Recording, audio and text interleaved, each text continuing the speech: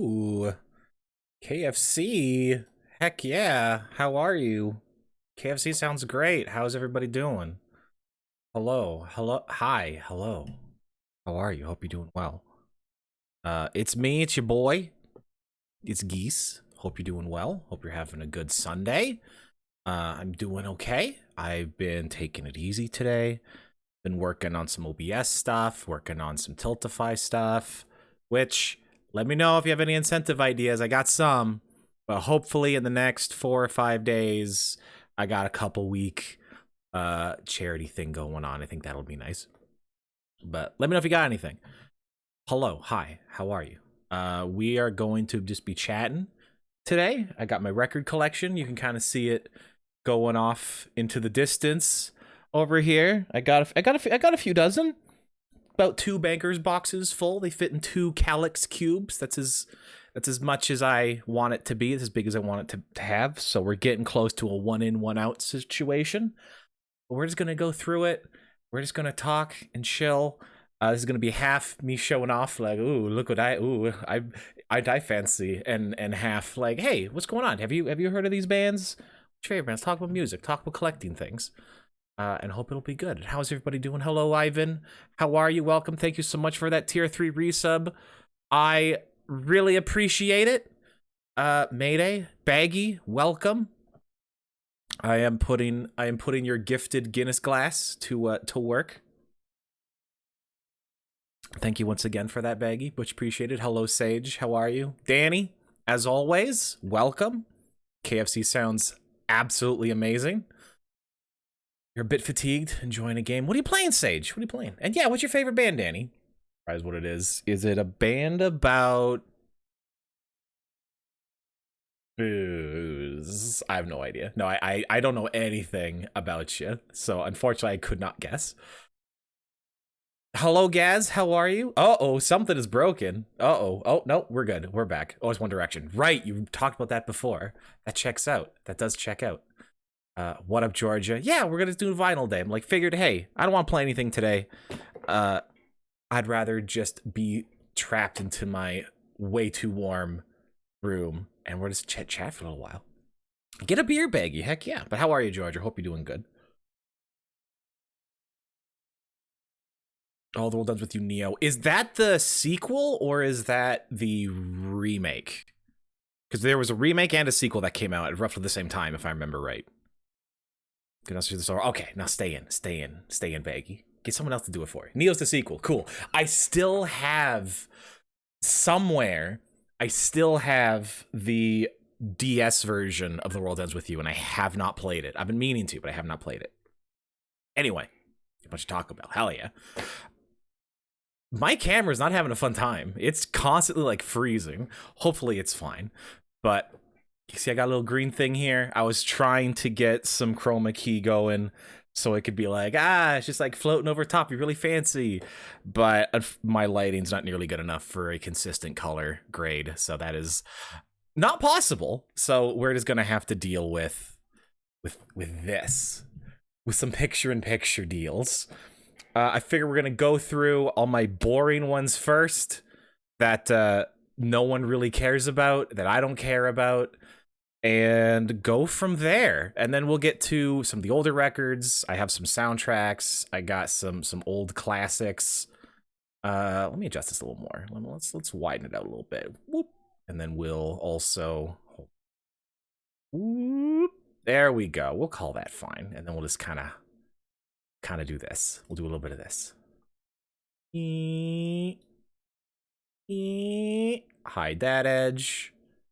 And that edge is also hidden. Heck yeah. Whoa. That's a problem.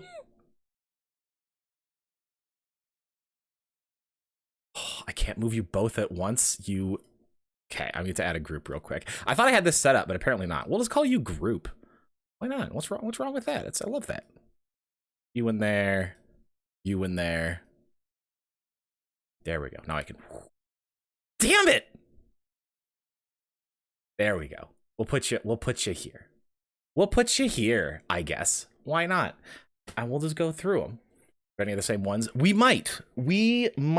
I have a chunk here this is mostly like classical music, older stuff, some stuff that was handed down from my grandparents that that I've kept. They had a whole lot, and I just been going through it and only kept some of these. Everyone's got to have some classical music. Then I got a whack load of classic albums, old albums, usually from a thrift store. A couple that are handed down.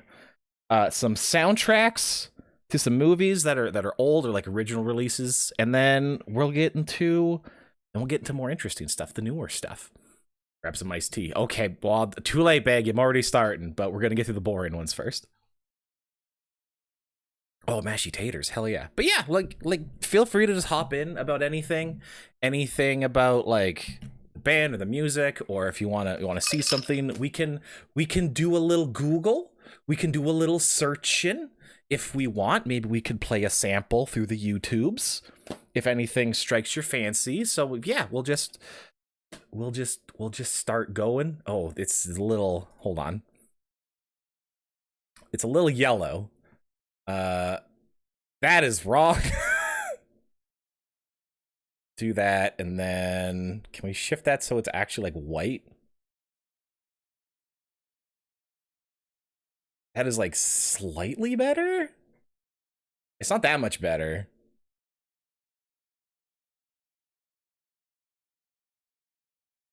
I don't know how to white shift, but that's slightly better. This is slightly better. So apologies for the bad thing. Okay, so first up, we got a yodeling disc that I can't find myself getting rid of. It features the Tyrolean Mountain Boys.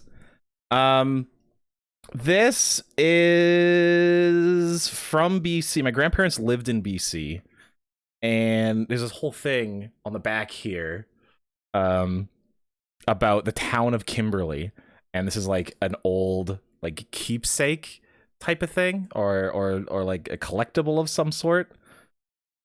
My grandparents are way into like yodeling and stuff. Is they doing what they do? They vibing, they having a great time.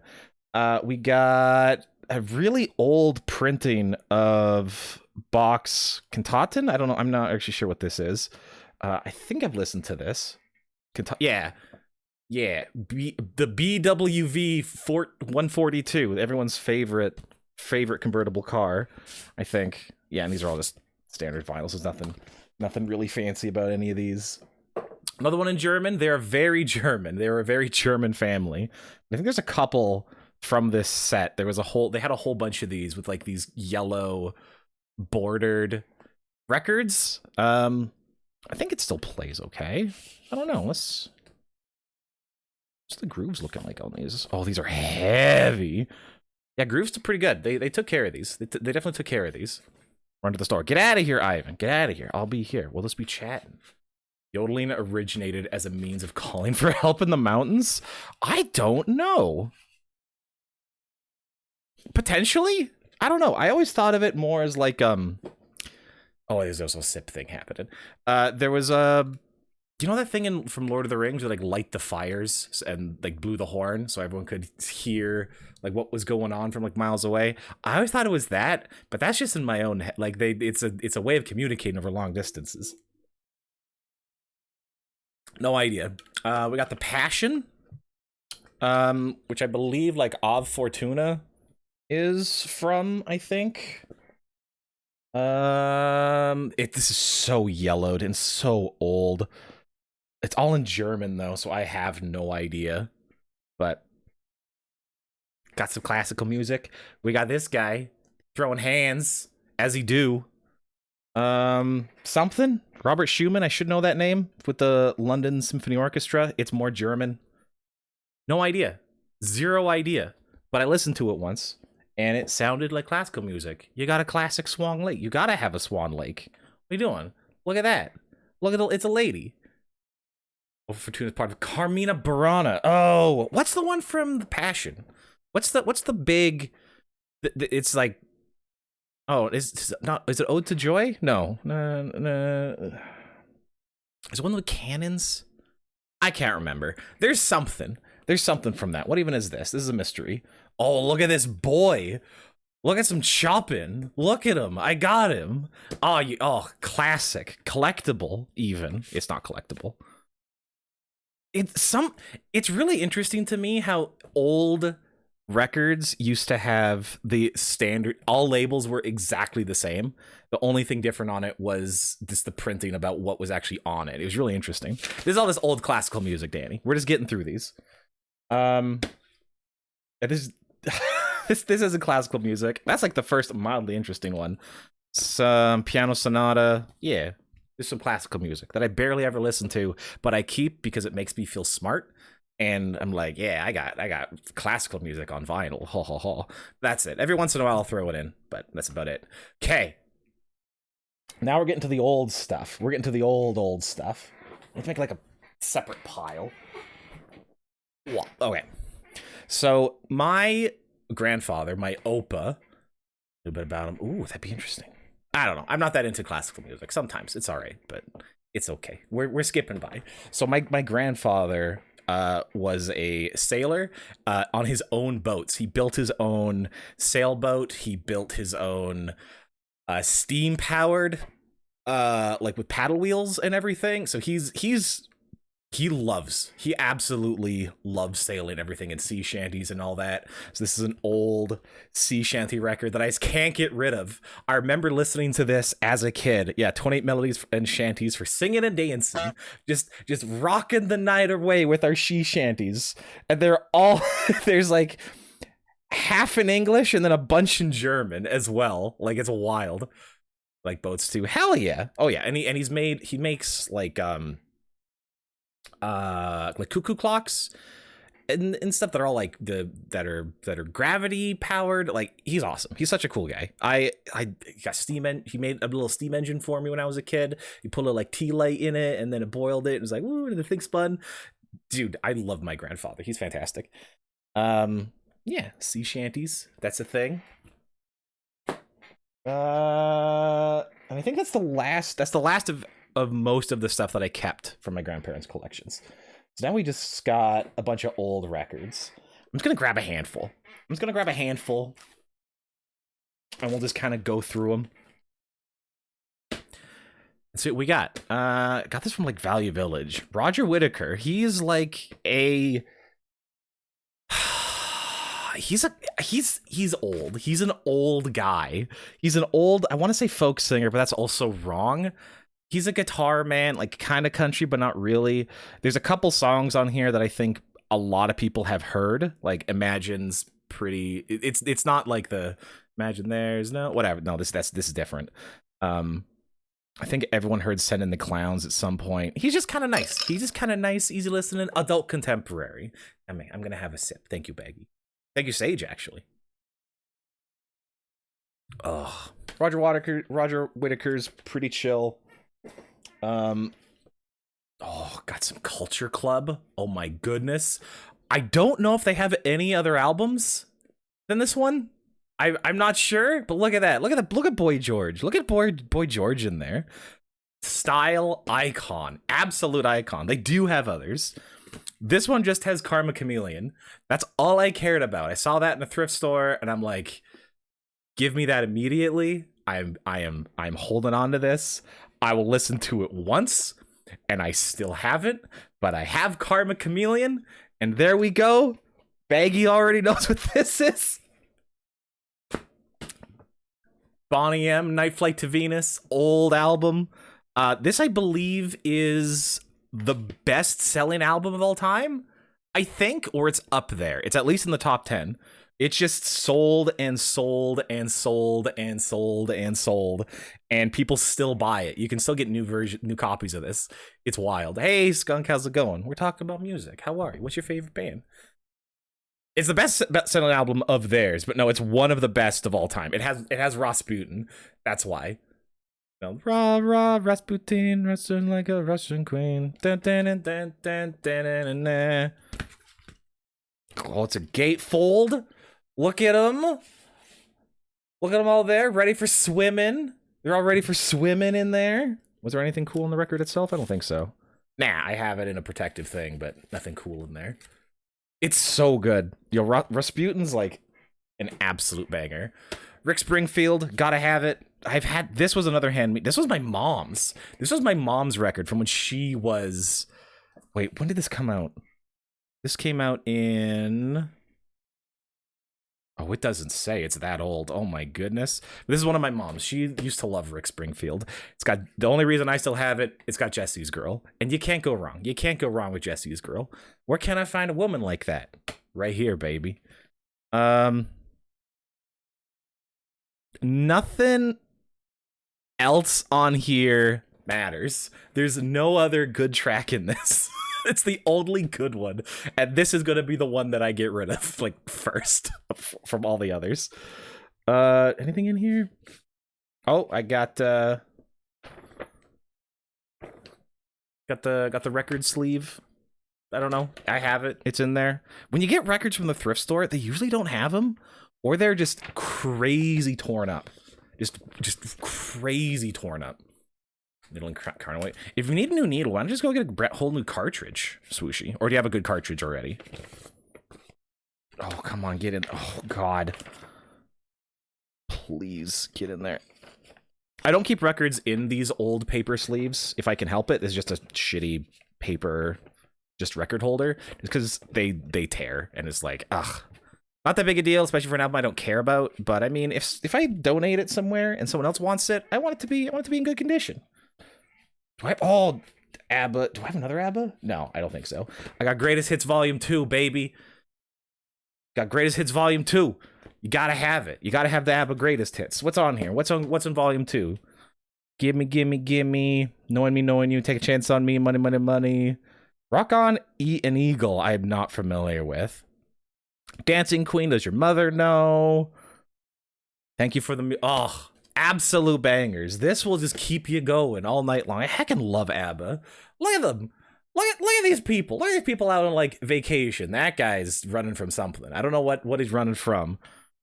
This David Spade looking mofo over here. Oh yeah, ABBA is still great. ABBA's still so good. It was one of those soap operas. No, my mom didn't have TV as a kid. They lived kind of like way out in the boonies. Super Troopa. I just found this at some point. I don't what's on here? I don't think there's anything good on here. Super Trooper, Winner Takes It All. Lay All Your Love on Me. Yeah, there's only a couple on here that are all right. I want to keep that Greatest Hits, but this is like whatever. Like, this is still all the old stuff. We're getting to my new stuff. I have more new stuff than I have old stuff. I got Journey. I got a Journey. I forgot I had this. Escape? Yo, what's on here? Oh, Don't Stop Believin'. Hell yeah, I didn't know I had this. Lay It Down. Okay, those are the two that I know from here. But I got Don't Stop Believin'. So what more do you need? I love Journey. I still like Journey. It's been a long time since I've listened to any Journey, though. Is there anything like the record sleeve? That you got like a weird looking like space blimp in the corner, or like an ant. I don't know what's going on there. I don't know what they're escaping from either. What they're stepping on all the lyrics. What are they doing? What are they doing down there? What are they doing? Why you do that? Oh, they got to be more careful. They're gonna get their shoes all dirty. Seen the Journey arcade? I have seen it. I have not. Are you thinking the Journey? Wait, hold on. I'm thinking the Aerosmith one, where you like shoot CDs at bad guys. That's the Aerosmith game. Does Journey have one? Hold on.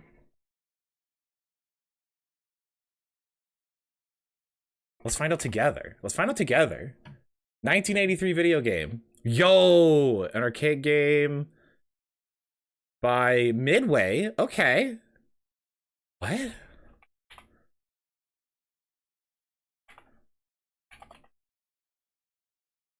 Journey arcade game. What we got?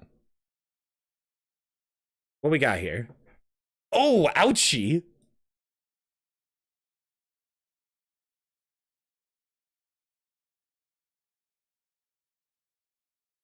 That was a very high shriek noise.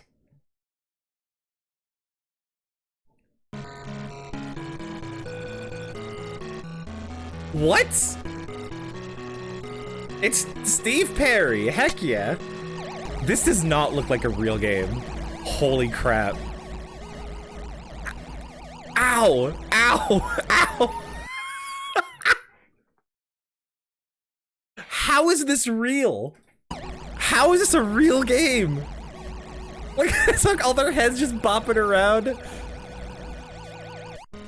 He's so happy. He's so happy. Oh my goodness. Remaster when? Are there other types of games? There are. What's this? There's no sound in this one. Oh no, they landed on someone. I can't. No, I can't. I can't. All right. Good for them. Good for them. Oh my god. That's wild. That's so wild. No idea. And I got the Tramps! I got Disco Inferno, another thrift store find. Very happy, question mark, about this. This was sealed when I found it. I think it was sealed. Was this or it was something else? Was it this one? I think it was. Yeah, this one was sealed when I found it. And oh my goodness. Collector's item, not even. Look at this dude. Look at Flash Wilson, their MC. Oh, he knows. He knows he's a cool guy. Only track on here that matters. Disco Inferno, obviously. Why would you listen to anything else? Disco's been incredibly dead. And it's like, oh, it's just like these record sleeves are so boring. Like, why? Why do that? Hey, thanks for the lurk, Silzoid. I appreciate it. If you're gonna put art on something, why not make it something that looks kind of nice? You know? It's just boring. Okay. What? We got another stack. What? Asia. Have not listened to this yet. It's one of those bands that I've heard about. I think my dad likes. Still have not heard about this. What is it? Heat of the Moment. Hold on. Is that Heat of the Moment? I'm gonna find out, double check this is the song that I think it is.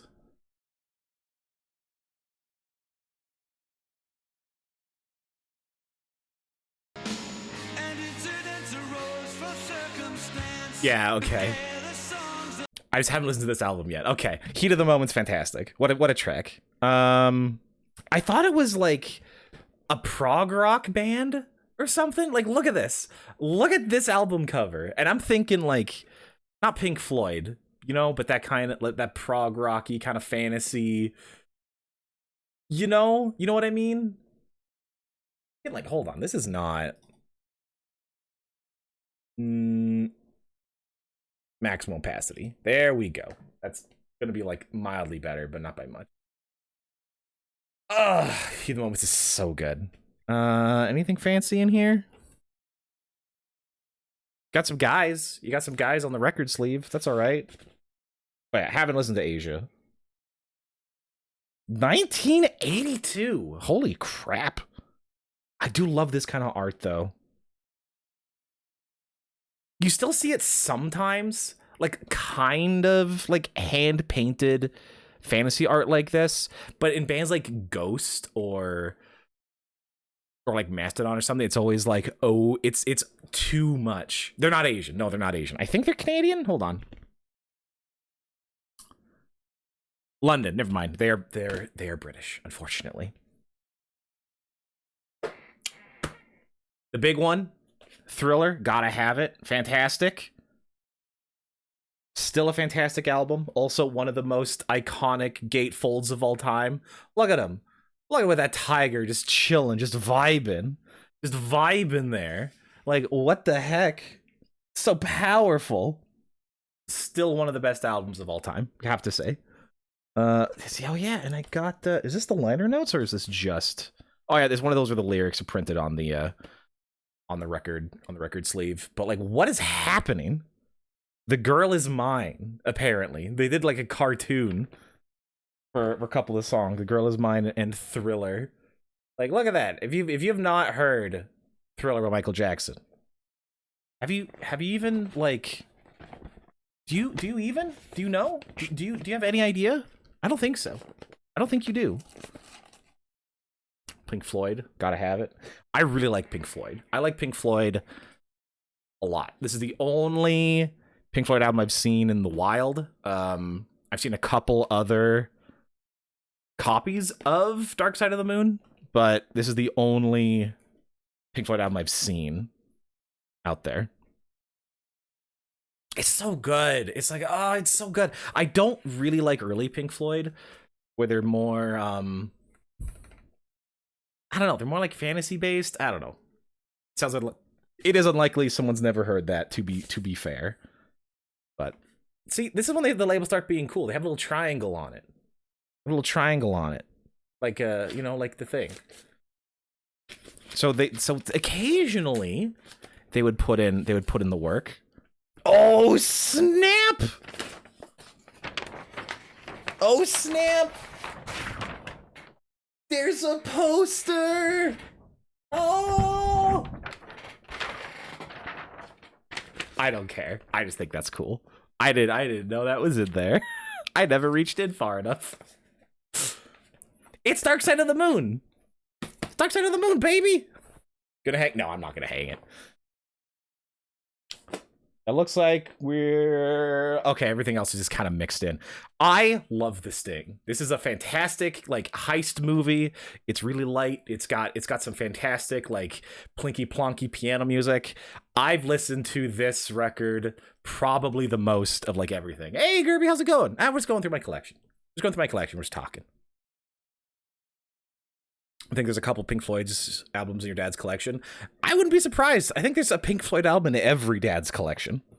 And if I am ever a dad, unlikely, then it will be in my collection as well. But yeah, this is an amazing movie. I love the soundtrack. It's really good. It's very like plinky plonky, like single piano. Think like bar piano, but like more chill. It's got like the entertainer in here. I don't know. It's got a vibe to it. It's got a vibe that I absolutely love. It's such a good, it's so good. Yeah, ragtime. It's like, but it's slower. It's slower ragtime. How young is? Oh, most of these are from before I was born. So don't get me wrong, Danny. Most of these are from before I was born. Elvis, haven't listened to it, but I saw an Elvis record, and I'm like, okay. I've actually like never really sat down like listened to Elvis. Look at this guy. Like, it's not even a joke to do an Elvis impersonation anymore. Just God, he has so many records. Holy shit. He had so many. Oh my God. I got it for $4. What a steal. King for a reason. Well, the king is dead. Long live the queen. King. That one. I mean, Blackpink's, I think, is the queen. Let's go. So much piano lessons learning to play Scott Joplin. I don't know who that is. Special message from Elvis's father, Vernon Presley. Hey, everybody. Thank you so much for liking my son. I did real hard work on him. I'm glad that you appreciate him as much as I do. And give me more money. Thank you. Is that what this is? Closing riff, 1 minute, 20 seconds long. Theme from 2001: A Space Odyssey. What is on this? Don't be cruel. Elvis's fans' comments. Jailhouse Rock. Elvis introduces his father. Oh shit, it's got Hurt on here. Not as good as the Johnny Cash version, but music with Sting. Yeah, I did see that, but otherwise I don't know who that is. Africa. That's it. That's the only reason I got this. It has Africa on it. Rosanna? Other than that, I'm not sure. But there we go. This is Africa. So obviously. Again, thrift store. Black and white photos. Sure, why not? Anything cool on the label? Probably not, huh? Yeah, nope, nothing cool. There, Columbia. Soon as he had a making. Nice skunk. Suspicious Minds mashup. Suspicious Minds. Oh my goodness.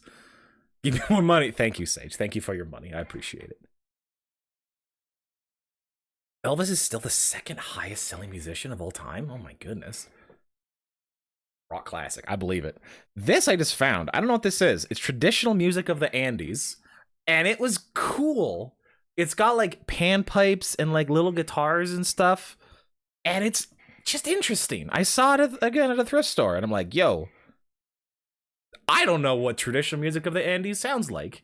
And now I kind of do, and it's heckin' slaps. It heckin' slaps. I don't even know, like, what is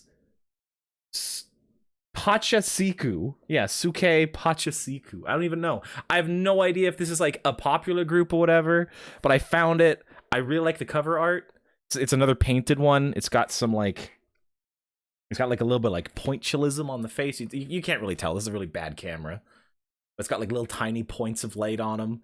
I like it. It's good. What a vigilant macho man. Gotta, because I am one.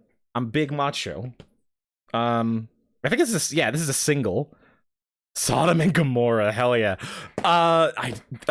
Dorian Electra just put out a new track called Sodom and Gomorrah, and it's a heckin' banger. It is a flippin' banger.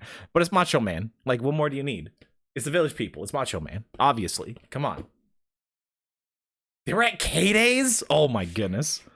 That would have been cool. All right. We're getting through them. Two more stacks of old stuff, and then we're getting to the more interesting things. I love Dorian Electra, just their whole vibe and everything. All right, amazing. Miami Vice soundtrack, music from the television series. This is heckin' everywhere. Still, I have no idea how much this sold, but it sold so much, and it's so good. It's so good. It's, if you like that like retro wave that's happening right now, they might as well have just like Control C, Control V'd this. Like just this. It's just, oh, it's so good. It's kind of taken on a different life now than it used to because of like the rise of that style of music, I think, in my opinion. So we're not experiencing it the same as we used to be. It's got Tina Turner on there. What's not to like? Tina Turner's great. One of the police officers from the lineup is still around. They're still making music? Holy crap. That's wild. Yeah, Miami Vice, fantastic. This is interesting. Windjammer's interesting. So this is music from a Cinemiracle fake-umentary about this sailing ship, modern sailing ship. I think it still sails, called the Windjammer. And I have this movie on Blu-ray. It was my grandpa's favorite movie. He loved this record. In fact, this is a replacement because the one he handed down would not like play. It was so old. So I found a replacement record for it. And it's an interesting movie. It's like, oh, look at what all the people do on the sailing ship. They learn things. They go to exotic countries and then they go around for a year. Don't you want to do that? Like, it's definitely faked, but it's not a mockumentary. But it's because it's presenting itself as a real documentary, and it was supposed to be informational. There isn't really a plot to it. It's like and it was shot in essentially in Cinemiracle, which was kind of like IMAX now, where it's three projections. It's one in the middle and then one on each side, and then like more speakers and stuff, and it's insane. On the Blu-ray, because it's three different film stock, they had to combine together. It's like super curvy and weird. It's the only other movie I know of that was shot in the same way was How the West Was Won, and those might have been the only two movies that were shot like this. And that's actually what makes it what's more interesting. And it's like, you know, it's on the ocean and stuff, and how they would have shot it is interesting and all that. It's an okay movie. It's okay watch. It's more like of historical value, but you know, because my grandfather's a sailor, he's like, oh my. This is basically fat material for an old grandfather sailing man. Like, it's all right. That's the only reason I have it. I have no interest in listening to this at all. The music itself is like not at all for me, but I like that I have it. I like that I found a better condition copy of it, just as a thing. It's like, oh, my grandfather liked that, and I got it. So I was like, oh, that's nice. I like it. Amazing movie. I heckin' love Fiddler on the Roof. The movie soundtrack is fantastic. Fiddler on the Roof is an absolute fantastic watch if you haven't seen it. If you've seen Sound of Music, you're like, I like musicals, and you haven't seen Fiddler on the Roof, no, you don't like musicals. This is the good one. This is the good one. Oh, absolutely love it. Some fantastic jammers in here. Look at all these Jewish men. Look at all these happy Russian Jewish men dancing around, kicking up a storm, getting married and shit. He's got a big book. Look at him, they're running through trees. Oh my god, the trees are gonna get him. Oh no. And then he got like a poop in his pants, and he's like, yeah, get it out. I'm gonna play you some pooping music. He's like, yeah, I am. So good. What's in here? Tradition. Fantastic. If I Were a Rich Man, classic. Sunrise, Sunset. Does this have the... Yeah, Tevye's Dream, where he's like making up a story. Oh, it's so good. Oh, I need to watch it again. Is it Peter Ustinov? I don't know. Topol as Tiev. That's what it was. I don't know who that is, why they go off of like one name like Madonna, but oh, it's so good. Is there anything cool in here? Probably. I don't think so. In fact, this has like pages. You like flip through it. That's pretty neat. That's all. I just love Fiddler on the Roof. If there's anything, if you get anything from this, watch Fiddler on the Roof. Yes, Jethro Tull. I got Jethro Tull. Nothing on here are like Jethro Tull classics on this specific album, but Jethro Tull's all right. Lines join in faint discord, and the Stormwatch brews a concert of kings as the white sea snaps the heel of a soft prayer whispered. Jethro Tull's a classic.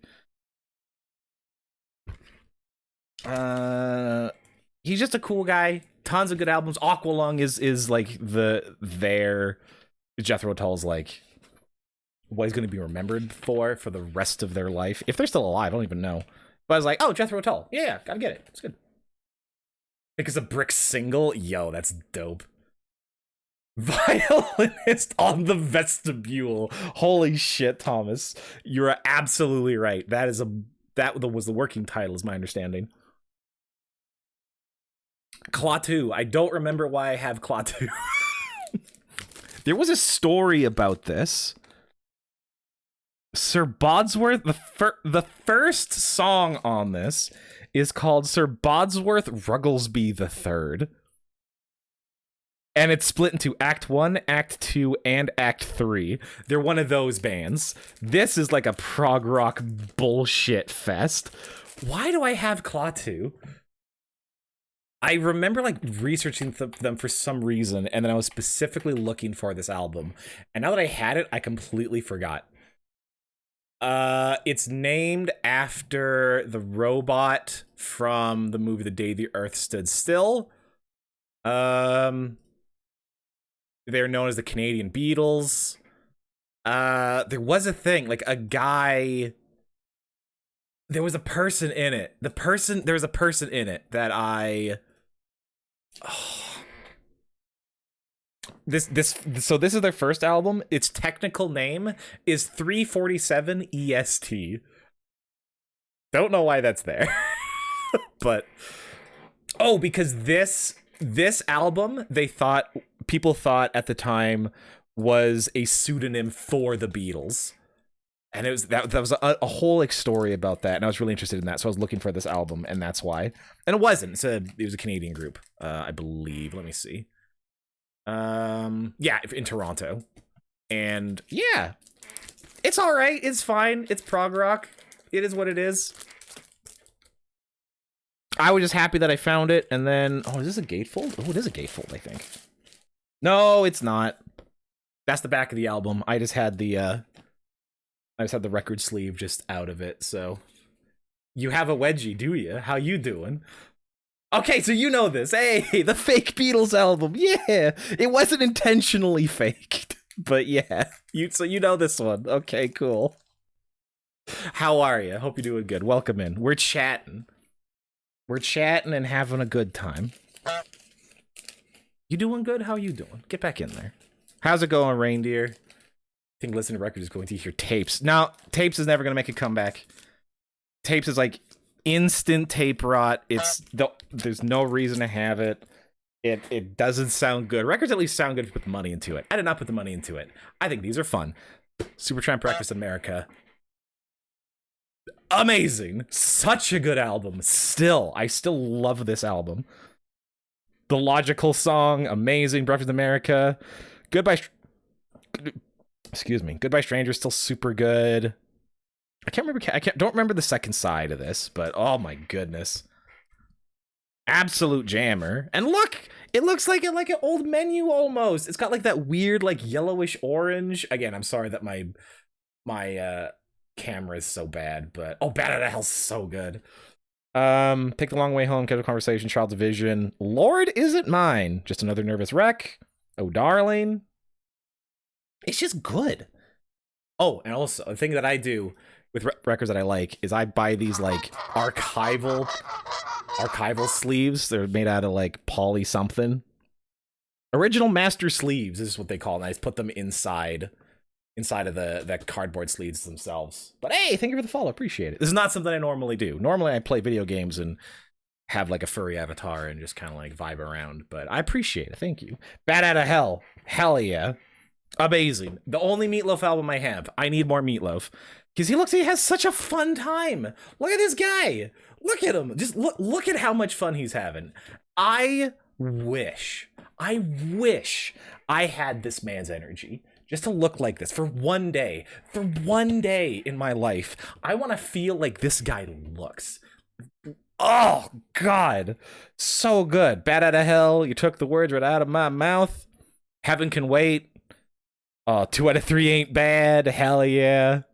Oh, amazing. Could've seen him live. Me too. But there's still hope. Meatloaf is dead, so maybe not. Well, you never know. A man who rocks this hard. Is this just yeah, okay, yeah, that's just the lyrics on it. Anything cool on the label? Nah. Sad. It's good. It's good. I like it. The thing that I found out about Meatloaf from from this, which I am ashamed to say, this was like my first exposure to Meatloaf. I've heard 1 or 2 of his songs before, but I had no idea who he was until I watched Rocky Horror. It's so funny. Talk to the Blurred Lines guy and ask for Meatloaf back. It might work. But yeah, I got the movie soundtrack. Oh, it's so good. Lots of larfs and sex. Oh my god. I don't even like Rocky Horror that much, but the songs are pretty good. It's got the lips on the label. Oh, it's so good. Hey, what up, Dead Man? Thanks for the lurk, my friend. Huge fan of Elite Mo. She's almost pregnant with you. Oh, that's why you got that big meaty energy, I take it. I love how this looks, because it looks like those old drive-in kind of setups or posters. The highlighted lips on Tim Curry there. Just so good. It's so good. But you know what's better? You know what's better than Rocky though? Shock Treatment. Holy shit. The movie they made after Rocky Horror. So good. Songs are better, jokes are better, plots better, characters are better, lower budget, but everything about Shock Treatment was so much better than Rocky Horror. Oh my god. Like, let's look at everything that happens in this. You got like a mad scientist, you got a blind guy with a big stick, you got like a policeman and weird nurses, a guy, big F's and shit. Oh my god, Shock Treatment was fantastic. It's way funnier. It's just so much better. Shock Treatment was... People have slept on Shock Treatment. If you like Rocky Horror, and if you do, cool, it's fine. It's good. Music's better than the movie. Shock Treatment, though. Oh, fantastic. Chariots of Fire. I just got because Vangelis, and I saw it at a thrift store. It's fine. This is... Yeah, Chariots of Fire. You've heard Chariots of Fire. That's what this is. It's Chariots of Fire. Nothing fancy about it. I just got it because he's the Blade Runner man, and Blade Runner's amazing. I think Richard O'Brien is good. I have not. I really, really want to see the original D&D movie. I have not, and I would love to. All right, this is the last bit of my old records. Gaia Rhythmics does not have Always on it. This is of my old record. I know. I really want to see. I really want to see the original D&D movie. Here Comes the Rain Again. It's pretty good. That's it. This has Here Comes the Rain Again. That's it. Does not have Always. I want the Eurythmics album with Always. I need it. I want it. Nothing fancy in here. Anything on the label? Probably not, huh? Oh, get out. This is one I did not. Oh, swap out. Oh. These get really old and then get stuck. Oh. Because of like moisture. Yeah, nothing fancy on the label. I'm gonna have to deal with you later. It's like swelled and it's stuck to the side of it. Oh, that's so gross. Come in! Come in! Yeah, I'll deal with you later. That's a nightmare. Have not heard this one yet. All I know is Tubular Bells is like supposedly one of the best albums of all time. That's it. At a thrift store. I've not heard it yet. Apparently there's a Glockenspiel. There's a Glockenspiel in it. So, I mean, what's not to love? I don't know anything about it. Wet Wreckers. That's a great. I like that one. I like the art on this one. It's just a standard, another standard Columbia label, but it's like two ladies hugging over like a, what is that, a crocodile? I think it's like a crocodile. It's pretty good. Oh, God. I love Sunshine on Leith. I love this album. It's so good. Sunshine on Leith is great. Who cares if I'm German? Hey, game recognized game. When a banger hits, a banger hits. And you know what? I got this because of Gonna Be 500 Miles. Like the first track, but the rest of it is just, it's just chill, you know? It's just a vibe. It's just a heckin' vibe, my man. Like, why? What's there not to love about it? I'm going to try dropping the exposure a touch. It's looking a little weird. Is that gonna help, or is that gonna make it worse? We'll try this. It might be a little dark. Let me know if it's a little dark.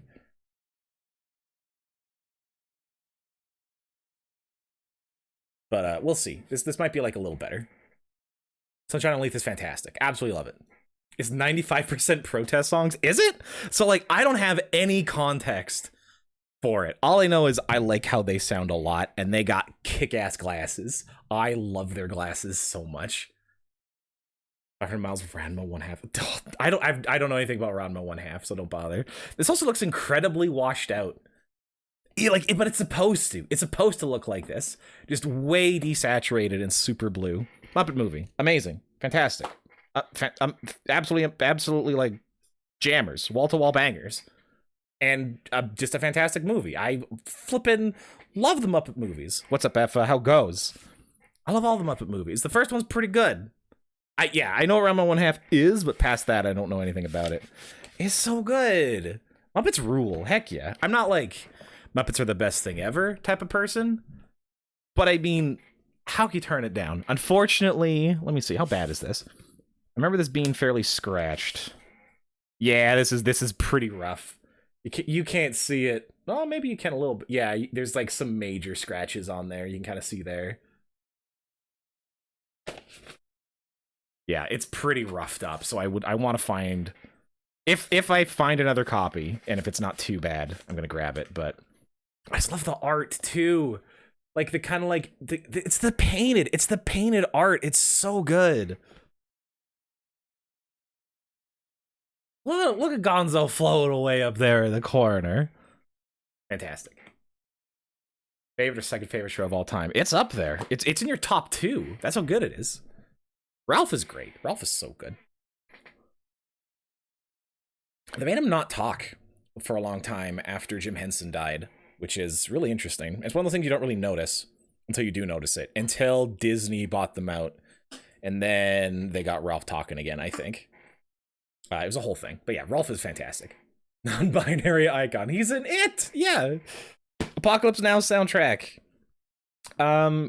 It's alright. I have Apocalypse Now in 4K. I need to watch it again. I remember not being a big fan of it the first time. I don't. No, I don't. This is the only Muppet thing I have.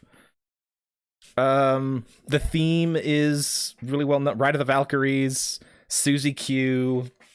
It's got like some classic rock and a little bit of like some orchestral stuff in there. Yeah, it is what it is. It's Apocalypse. It's the Apocalypse Now soundtrack. Again, I just keep an eye open when I go to thrift stores, and I'm just like, oh, that's a thing I recognize. Is it less than too much money? It's usually a couple bucks. What shape is it in? Does it look like it'll play? Sure, we'll grab it. Why not? Japan to describe Gonzo as a cross between a turkey and a stapler. That's so on point. That is so on point. I love that. Okay, now we're into the new stuff. That's all the old albums. What we have left, that I have more new stuff than I have old stuff. You what Effa? Well, yes. First up is I think I have these organized right when I took them out of the shelves and put them into these boxes so I can move them. I might put them a bit out of my organization, but these should be my game soundtracks. First of all, I do love myself a couple game soundtracks. So, bamf.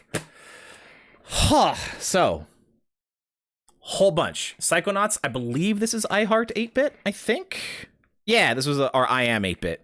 Right, this was an I Am 8-bit release. Psychonauts 1. Shwa, shwa, shwa. This is cool because it's got a little... Get off of there. Get out of there. It's got one of these. It's got these things. You can, like, change what he's thinking about. That's pretty good. I would love the Fez Rec soundtrack. Oh, that'd be incredible. And I believe this is also, yeah, it's also on like bubble brain pink vinyl. It's got a little brain on there, like left brain and right brain. Oh yeah, it's gonna be worth so much money. Yeah, I only really get stuff that I really, really want. So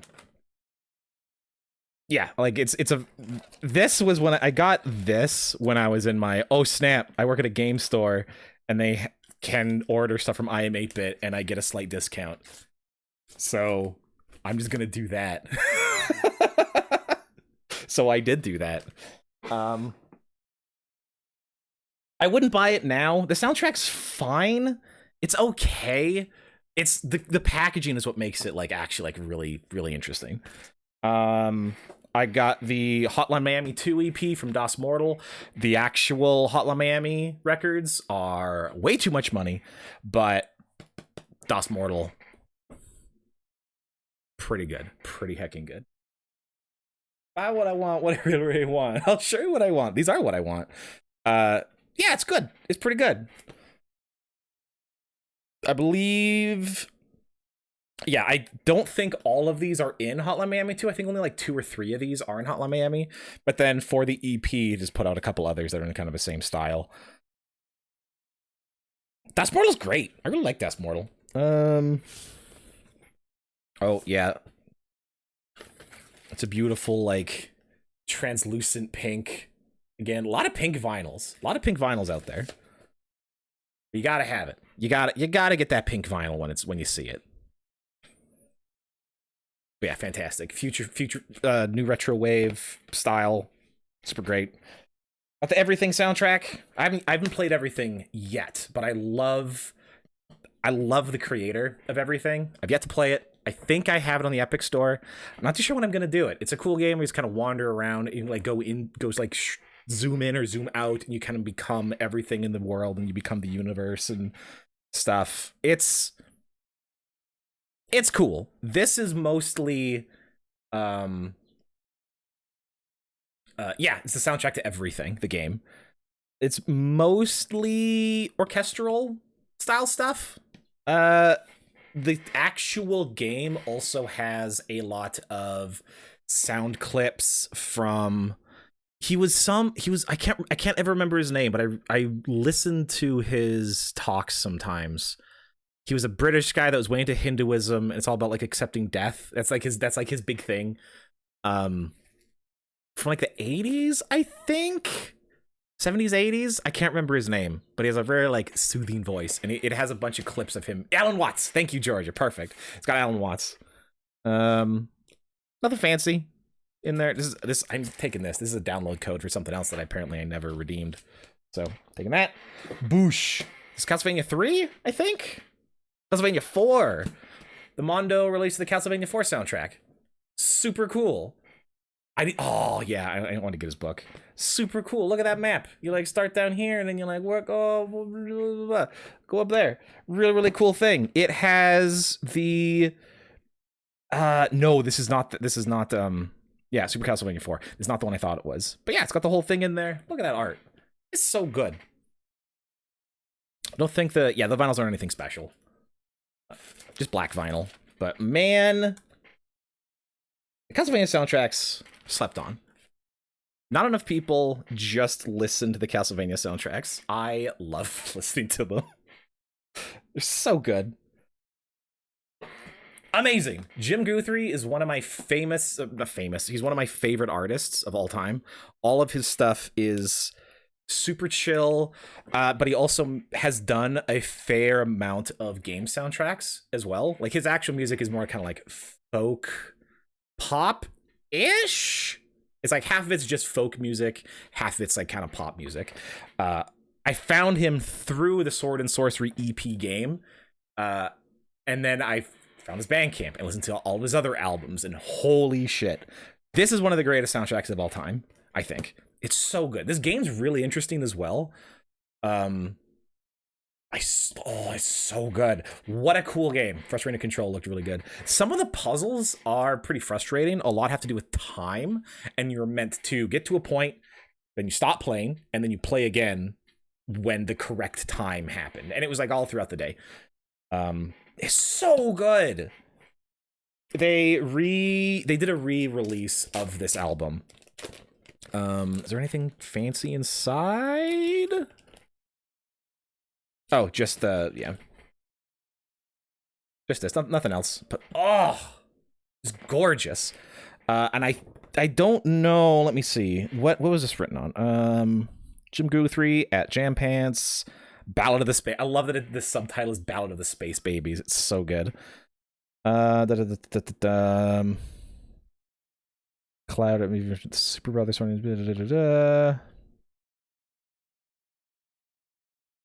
What did he make this on? Mastered by.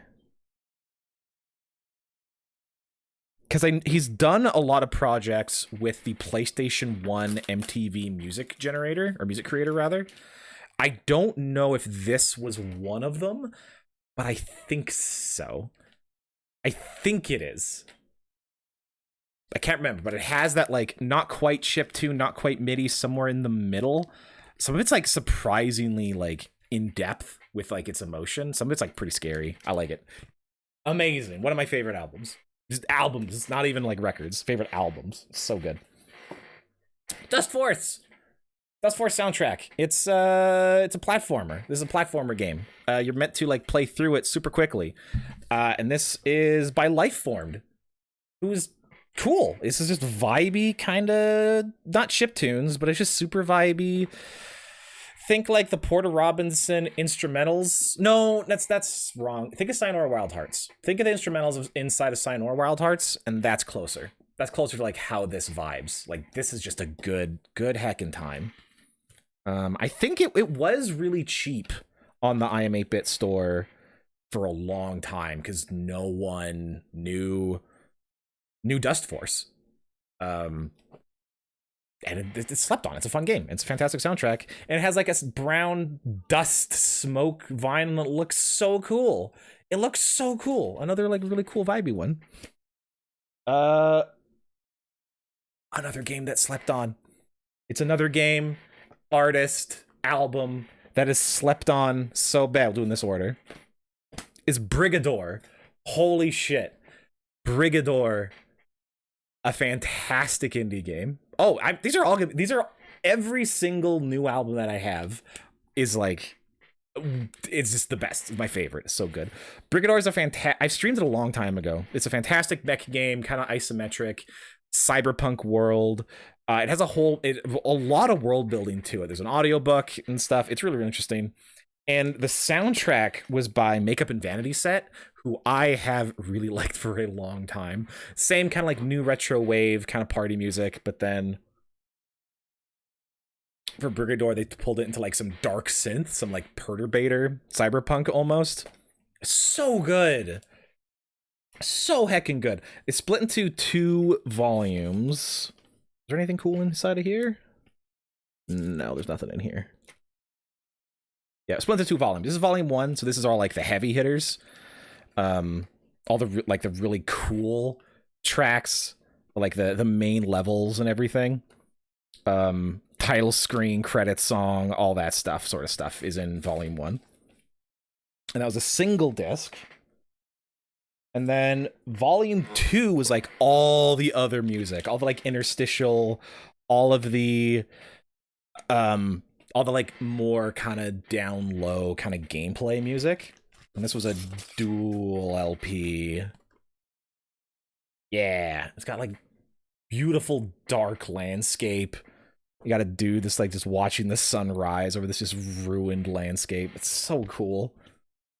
The Vanity Set's so good. I also have, I don't have it on vinyl, unfortunately. I want their stuff on vinyl, but I have their Charles Park trilogy on CD,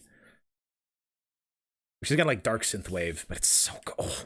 Mwah. Love it. So good. Yeah. So what have we learned so far? Watch Fiddler on the Roof. Play Brigador. Listen to Makeup and Vanity Set. And stuff is cool so far. Lagrange Point.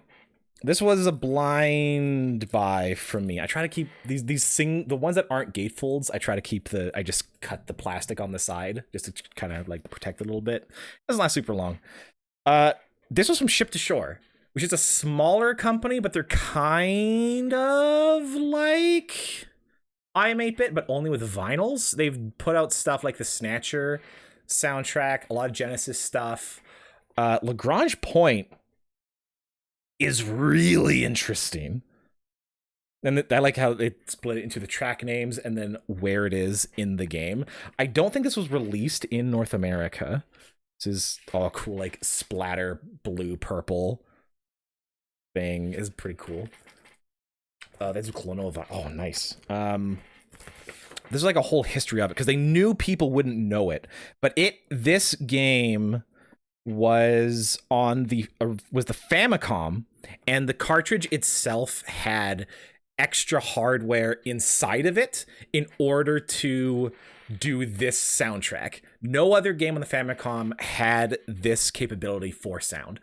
Some games, the Famicom itself had more, I don't know if it was like more advanced, but it had at least more sound hardware than the NES did in America. So just maybe not most games, but some games had more channels and more involved instrumentation for songs on the Famicom versions than the NES version.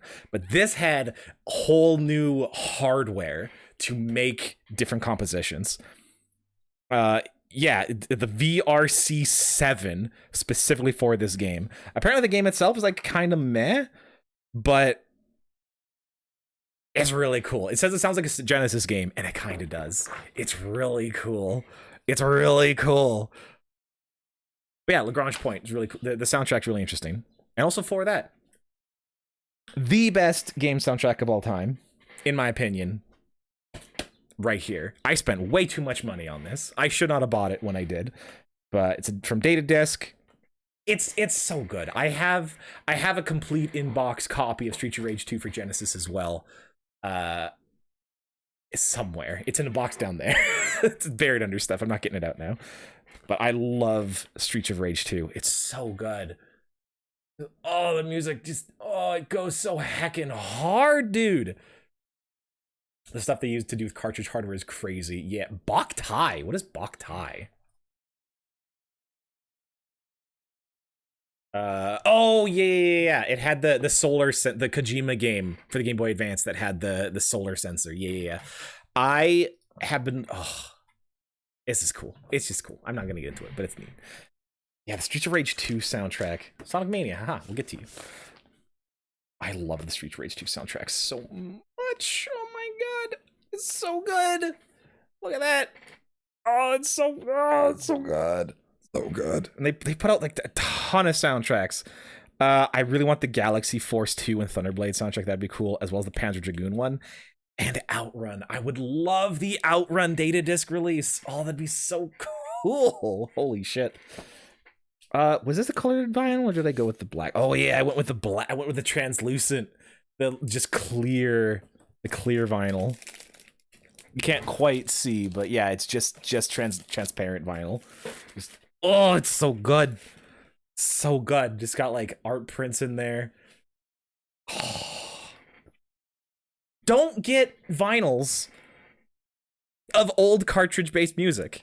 It doesn't make sense. You're taking music that is synthesized from a synthesizer electronically, recording it, and then like digitally recording it, then putting it onto an analog disc, so you lose the fact that it's synthesized, and then like because you're going from digital recording of a digital sound to analog, not analog to analog, like analog music. It doesn't make sense.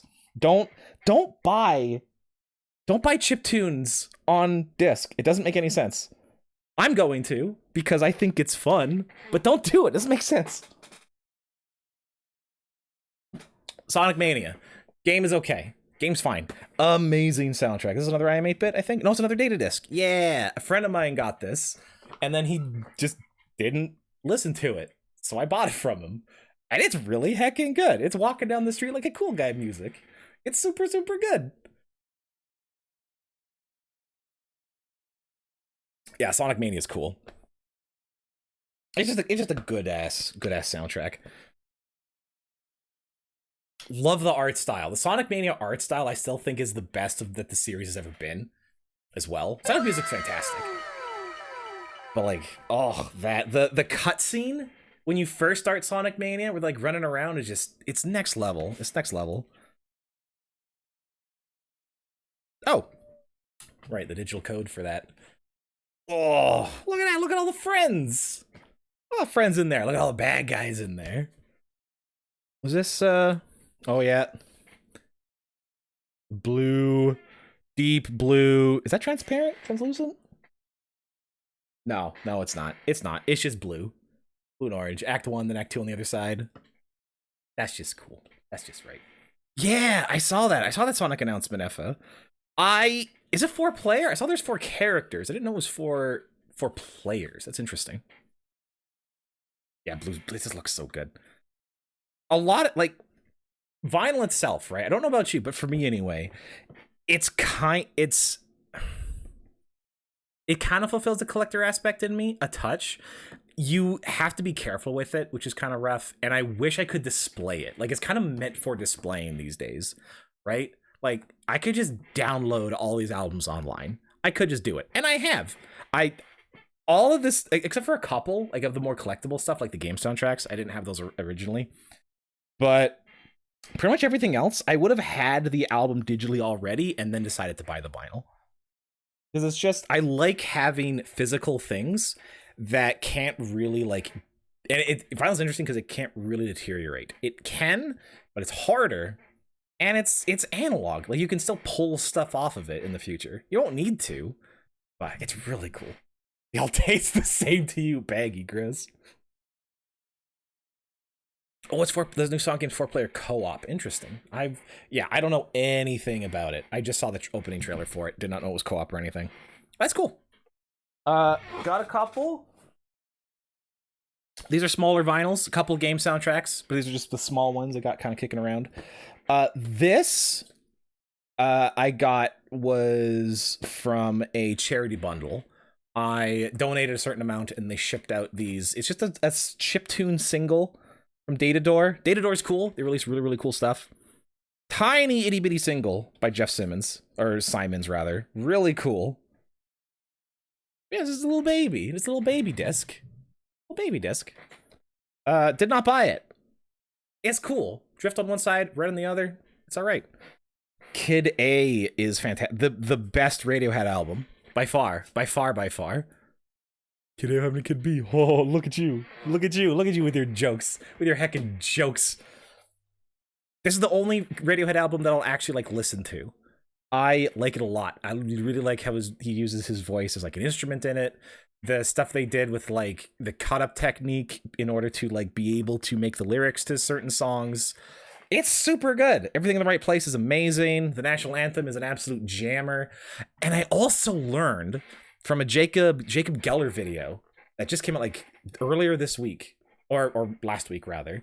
They did a video game museum for this album called the Kid A Amnesia exhibition that I really want to check out.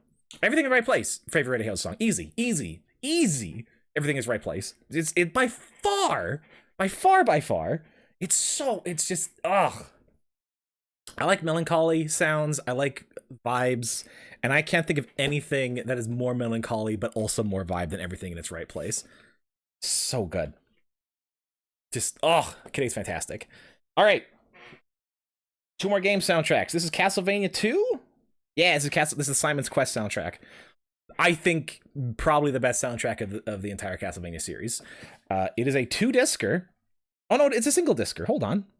Yeah, it is a single discer. Never mind. Side A, it's a cool little looking green vinyl. Side A is the NES version. Side B is the Famicom version. This is a game that had different compositions depending on the region you're in because there was different sound hardware. And the Famicom version is so much better. It's so much better. No, I have not. I don't have a Netflix account. I had shared my parents' Netflix for a little while, but I have not seen like most of the Netflix stuff. So wants to know. I don't know what that means. Tears of Blood first appeared. That one's not familiar. That was not familiar. And this is the original Castlevania. Yep, original Castlevania soundtrack. Gotta have it. Fantastic. Again, got the thing. This is another Mondo release. Mondo's art is absolutely incredible. A Tom York ballet, interesting. This that's the black vinyl. That's the black vinyl. Nothing fancy. Just it's Castlevania. You gotta have it. Okay. I think. Yeah, okay. That looks like all of my game soundtracks. How we doing? How we feeling? How long have we been going for? An hour! Cool. We're looking at a 2-hour stream then, give or take. Because that is about half. That's about half of all of them that I have. Is this interesting at all? Does anyone care? I know no one cares, but I mean, it's fun. I think it's fun to talk about. It's all like game soundtrack and old stuff, so it's not like too interesting. But now we're getting to the like modern albums, modern releases. This is where we're at. Favorite stream so far? Of course it is, Baggy. Of course it is. For like half of those games. Well, no more games. Okay.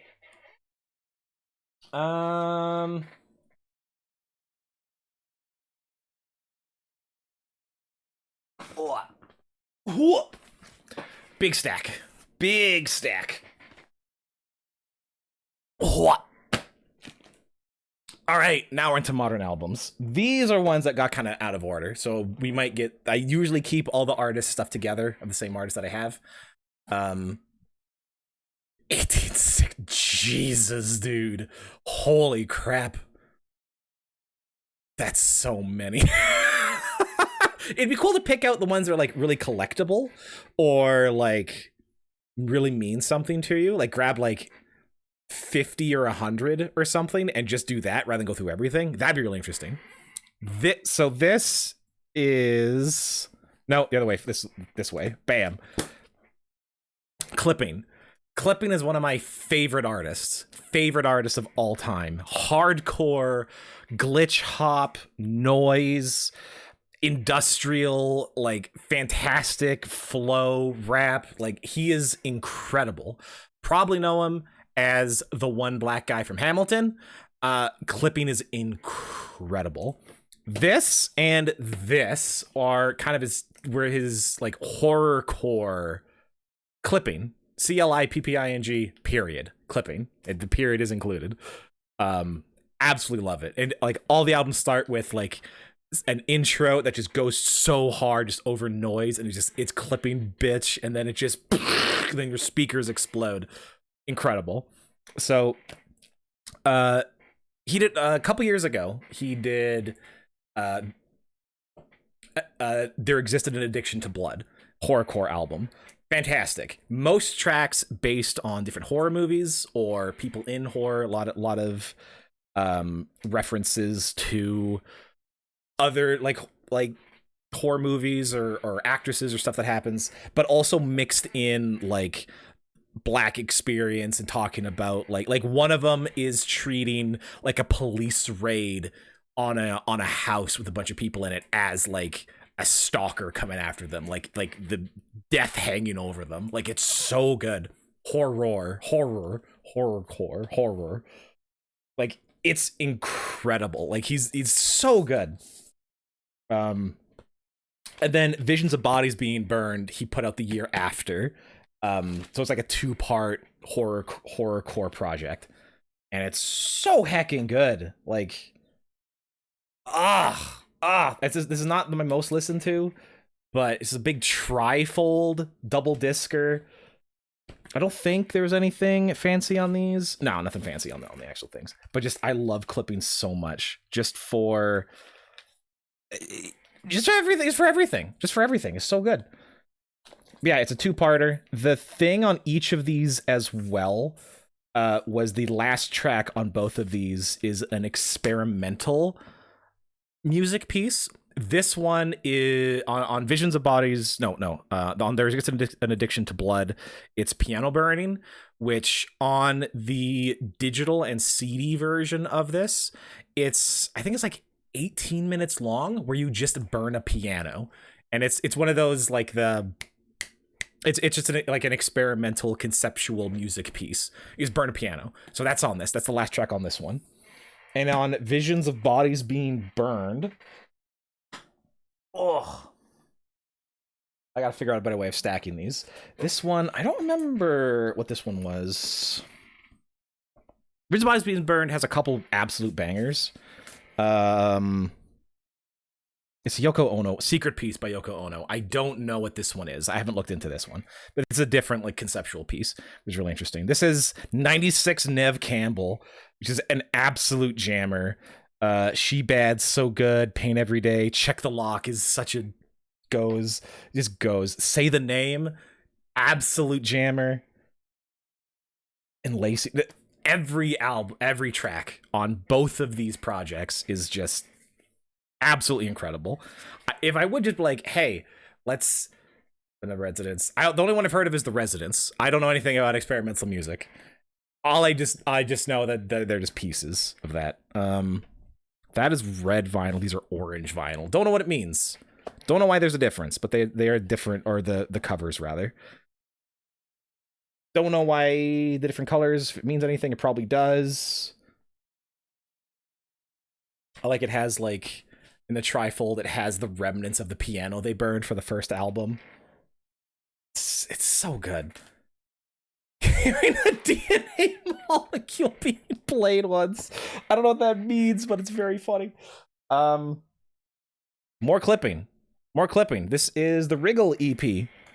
This was the first thing I heard from clipping. This has Shooter on it? Yeah, this has Shooter on it, which I charted for Synth Riders. It was like the second or third thing I charted for Synth Riders. It's not great. I like the idea I had for it. Did not execute on it very well, but heckin' love it. What does it sound like? Let's go. What is the most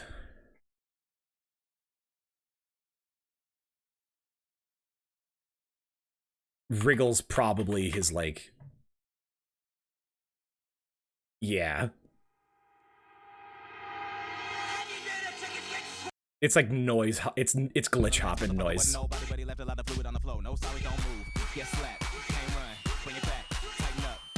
Noise.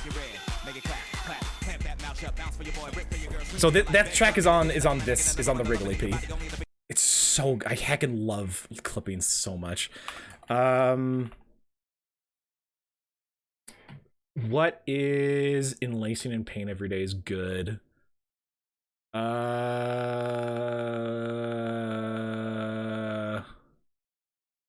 work. Fucking work.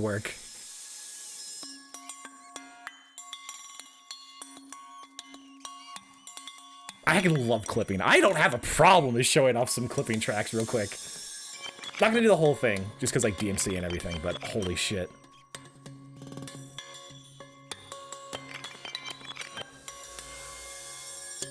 Holla out your city if you ride for it. Let them know why you die for it. Same reason all these riders get high, so it's all I'm medicinal, now what you wanna buy, homie? Buy bitch, mob shit, boss talk, get all these haters out of here. Get that work. It's so good. I love clipping so much. But he changed so hard when he did the horror projects. It's way darker. It's like kind of how it's similar to like how The Weeknd kind of changed to this much darker stuff.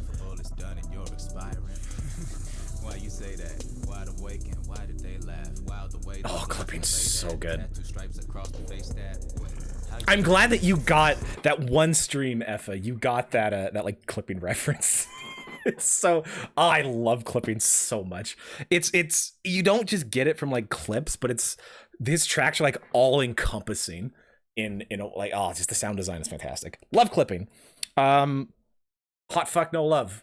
That's a name of a track. Is clipping any good? Eh. Was this? I don't think this is colored vinyl. Is it? Hold on. No, it's not. Okay. I found this at Urban Outfitters, which was I was very surprised by. Especially based on the original art, although they very much put a filter over and censored it for this one, so they could actually put it out in stores. So, Splendor and Misery. This is the last clipping album that I have. I really want is self-titled, CLPPNG. I really want to find a self-titled. It's so good. Some of the best tracks that he's ever made are on it. But yeah, Splendor and Misery. This is a concept album he did. Yeah. You can still get it on Amazon. You can get it from his Bandcamp. Just get it. It was like $30 or something. Still like crazy cheap. Just order it. That's what I did. This is a concept album about a spacefaring slave ship, basically, and about like diaspora and like fighting back, like an alternate history of that kind of stuff. Interesting. I do not know enough about it, but it's something. All Black is absolutely amazing. Long Way Away is so good. True Believers, a jammer, air 'em out. He did another one. It was like a short EP about like a mermaid colony that was created from slave ships dumping slaves overboard during their journey. It's wild. Like his stuff is crazy, like charged. Like he has some shit to say and he is not happy, but he says it in a way that just I absolutely adore. So good. He's such a cool guy. Flipping is absolutely amazing. And it's just space. Heckin' Money Store. Holy shit, Money Store. Oh my god, Money Store. There's Death Grips. It's Money Store. Like what? It's the Money Store. What even? Yeah. Oh, I've posted that. I've posted that a couple times in the Sick Beats channel. I love that live show. It's so good, especially when he leaves. He's doing a song, and then the beats going hard during his live show. Then he leaves. He leaves the studio. Camera follows him, and sound cuts out because they're not listening anymore. He's outside, and he's still like doing the rhythm, going through it. He's just like walking around in the rain. Just like sits outside for a bit. Just lets it go.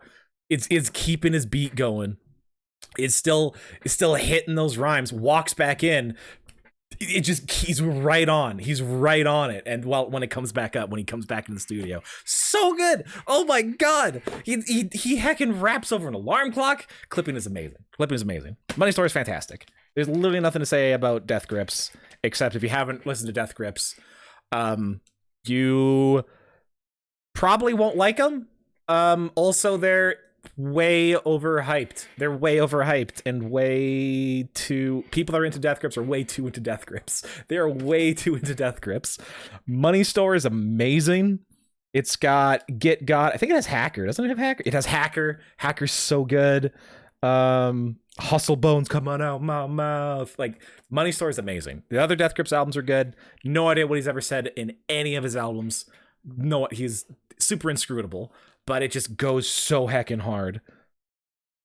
Money Store is great. This was at a flea market, the local flea market, and I'm just happy I got it. It's pretty neat. Anything fancy in this one? I don't think so.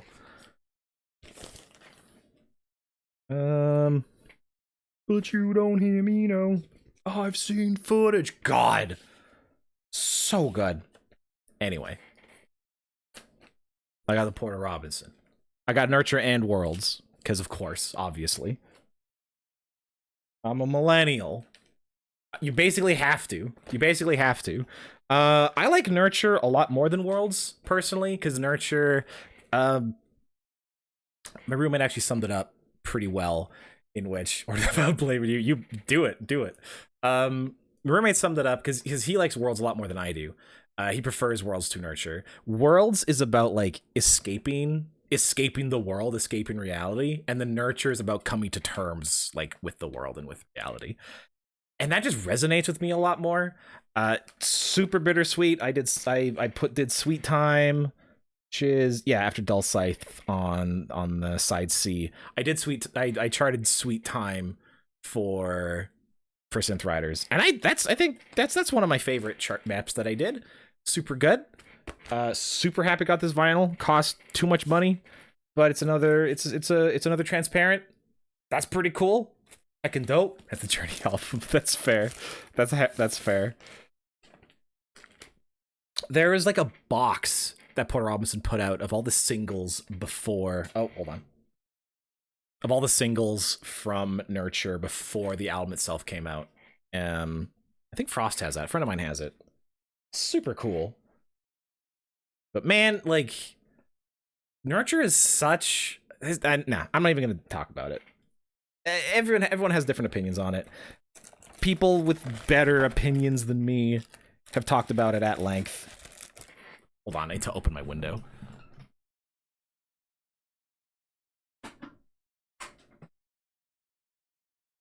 It's way too hot in here. Oh.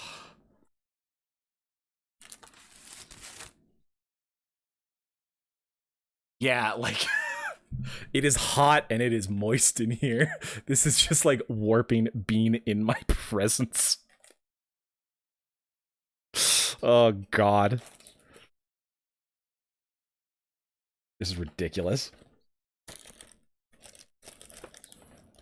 What is this? Oh, yeah! It's got the fairy. It's right. This is also kind of stuck. This was stuck back here, so I will have a sip. I have water this time. Thank you, Sage. Appreciate it. Oh. Yeah, this got the this is actually kind of the reason to get this the vinyl are these massive like lyric booklets with like higher res art and everything. It's so cool. Mother's good track. Dull Scythe's great. Sweet Time is my favorite Porter Robinson song of all of his stuff, though. It's just way too good. Something Comforting. So just Nurture's great. I don't put vinyls on that often. Occasionally I do, mostly when I really want to chill, or if I have like a coffee or something. Like I'm just gonna sit for a bit. Because I don't have a setup that is actually like worth having vinyl for. I don't have a tube amp or anything like that. So the warmth of a lot of the quote unquote warmth of vinyl kind of gets lost. My speakers are only okay. God, get in there, please. Please. Oh, there we go. Like I'm not getting the full experience. It would be, and you know, every time you use vinyl, it like scratches it slightly. Well, they are limited use, but yeah, it's Worlds. Worlds is all right. It's got. I'm liking Worlds more and more, but it's all right. Nurture's where it's at. Yeah, I don't listen to it as much very often. When I do, it's they're for special occasions. That's why I like only buy my like super favorite albums, except a couple. But I'm slowing down now. It's like my cream of the crop. Friend collected vinyl for the art, like to display them. Oh yeah. That'd be so cool.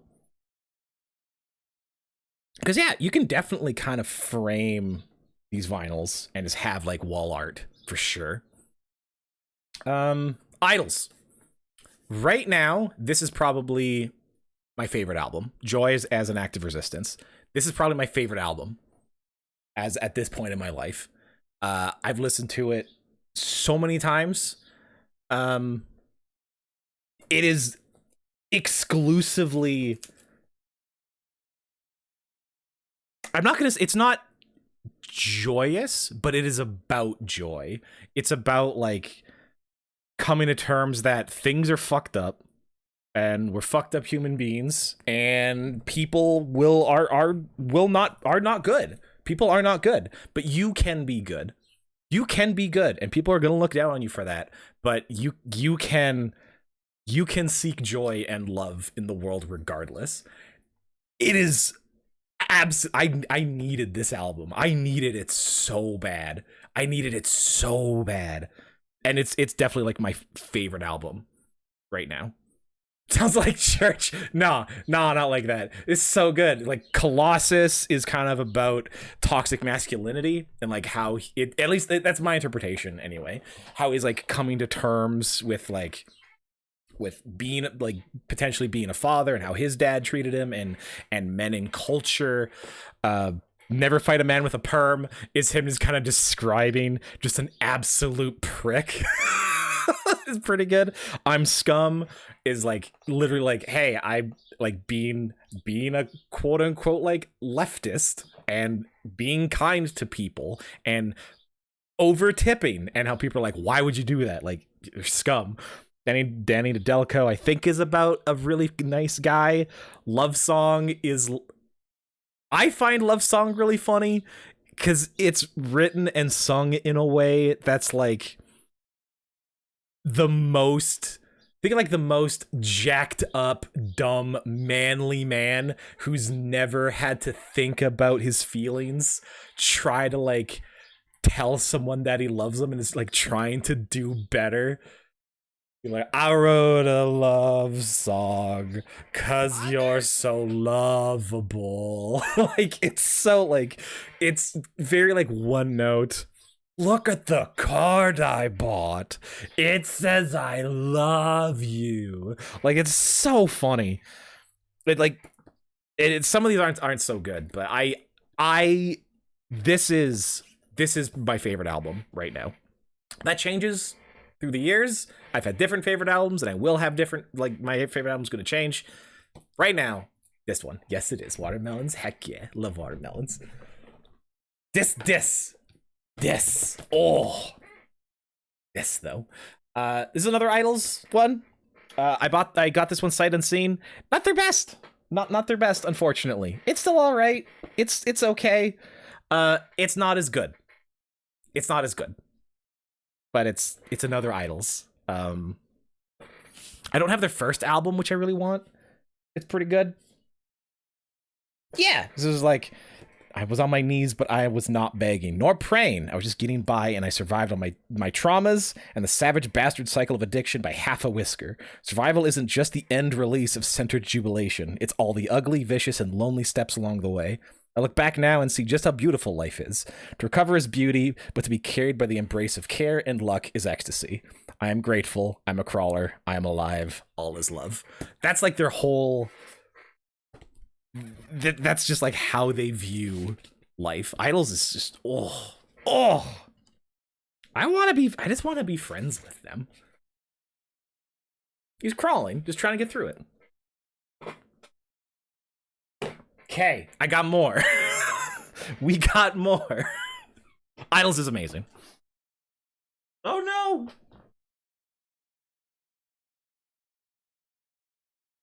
Stuff's falling over. One sec.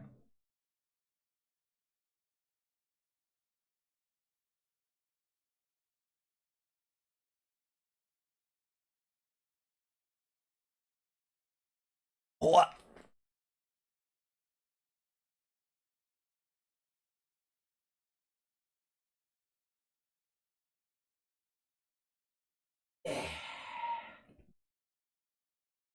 No, yeah, we good? Do you wanna stay? Cool, they wanna stay. Alright, we good. How we doing? How's life? Thank you, Swooshy. I appreciate it. Thanks for the lurk. I will see you around, bud. How's everybody doing? What about you guys? What's up with you? Let's take a break. Let's take a little break real quick. How you guys? What about you guys? What are some of your favorite albums? Do you guys have vinyls? What are some that you got? Let's share. Let's share a little bit. It's very hot. It's very hot in here right now. I need to just like, I'm waiting for the cool air from outside to come over me. You own literally 0 vinyls. That's all right.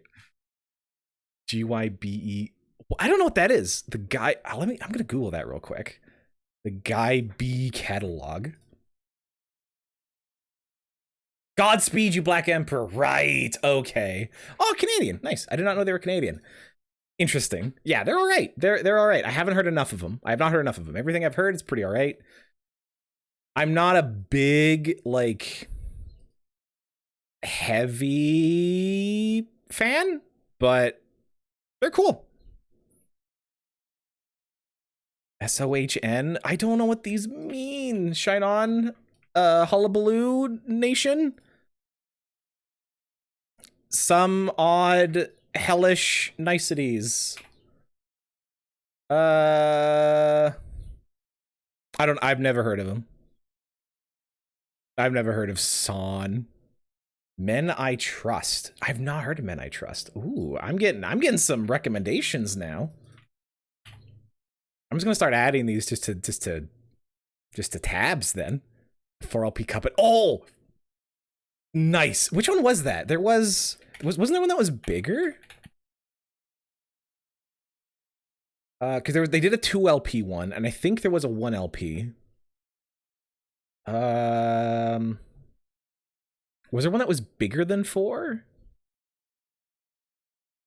Because they had the Cuphead 2LP, the DLC 2LP. Oh, I'm not sure. The 4LP. Oh, the limited edition. Gotcha. I really wanted to get the Undertale set, but that was after I'd played the game, and by then those were long sold out.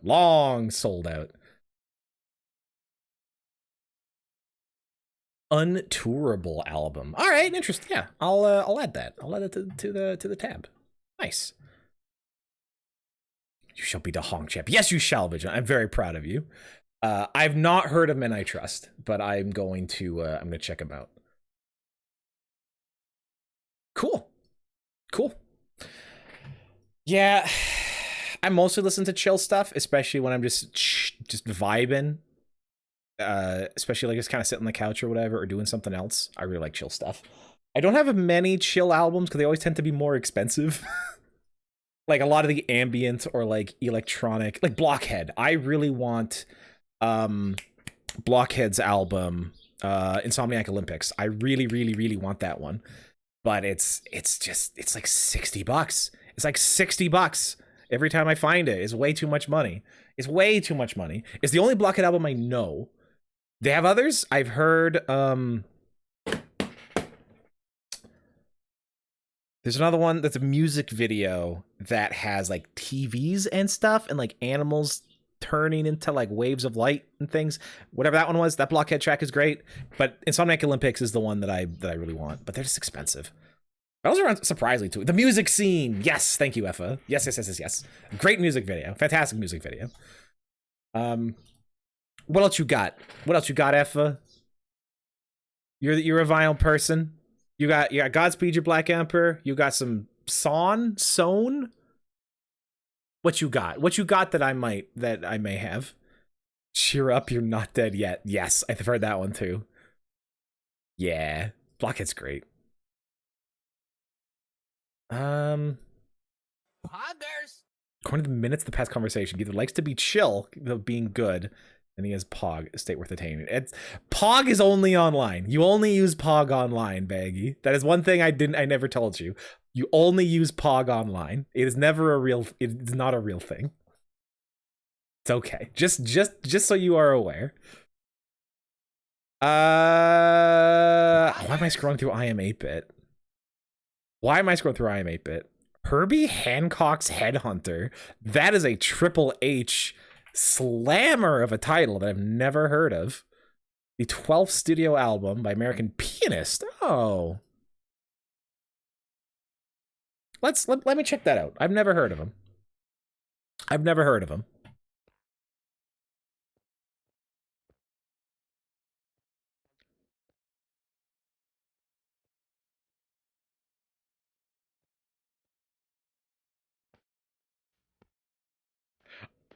I'm kind of a big fan.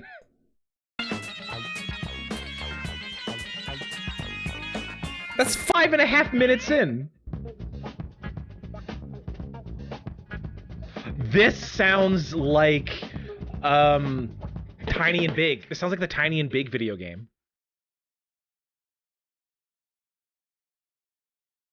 That's pretty good. And like, look at this. Look at the heckin' cover. That's wild. That's so good. Okay, I'm into that. That's pretty good.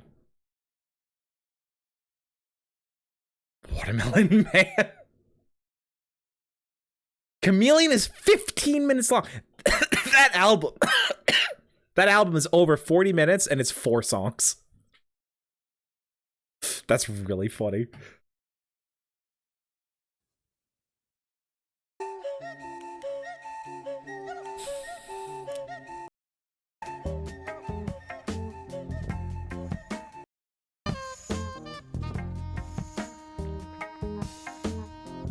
I do love a saxophone. That's not bad. That's pretty good. I like that. By now there's 2 songs on it. Yeah, kind of. Had to get it on vinyl. It's good. That's good. I wouldn't get it on vinyl, but I do. I'm saving this one. I'm saving this one for me. That's pretty good. Deadman. I know you got a couple as well, Deadman. But you're mostly like collectors of like video game stuff, right? Tangerine Dream's okay. I have not on vinyl, but I do have a couple other soundtracks. I have Thief. Thief's a fantastic movie, also, just in general. But their Thief soundtracks are really, really good.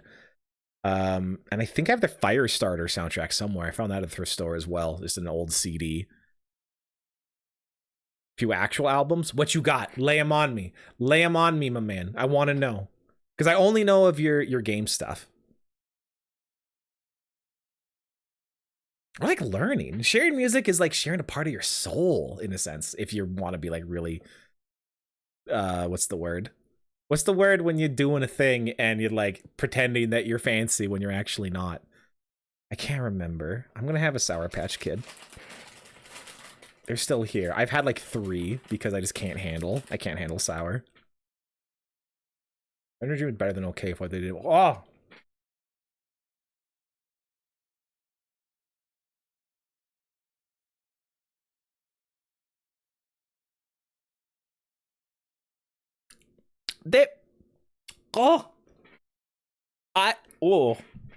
I don't talk about their. I can't handle sour.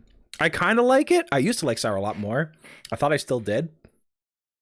I can't. I don't like or hate sour. It's just hard. It's just hard for me to get through it.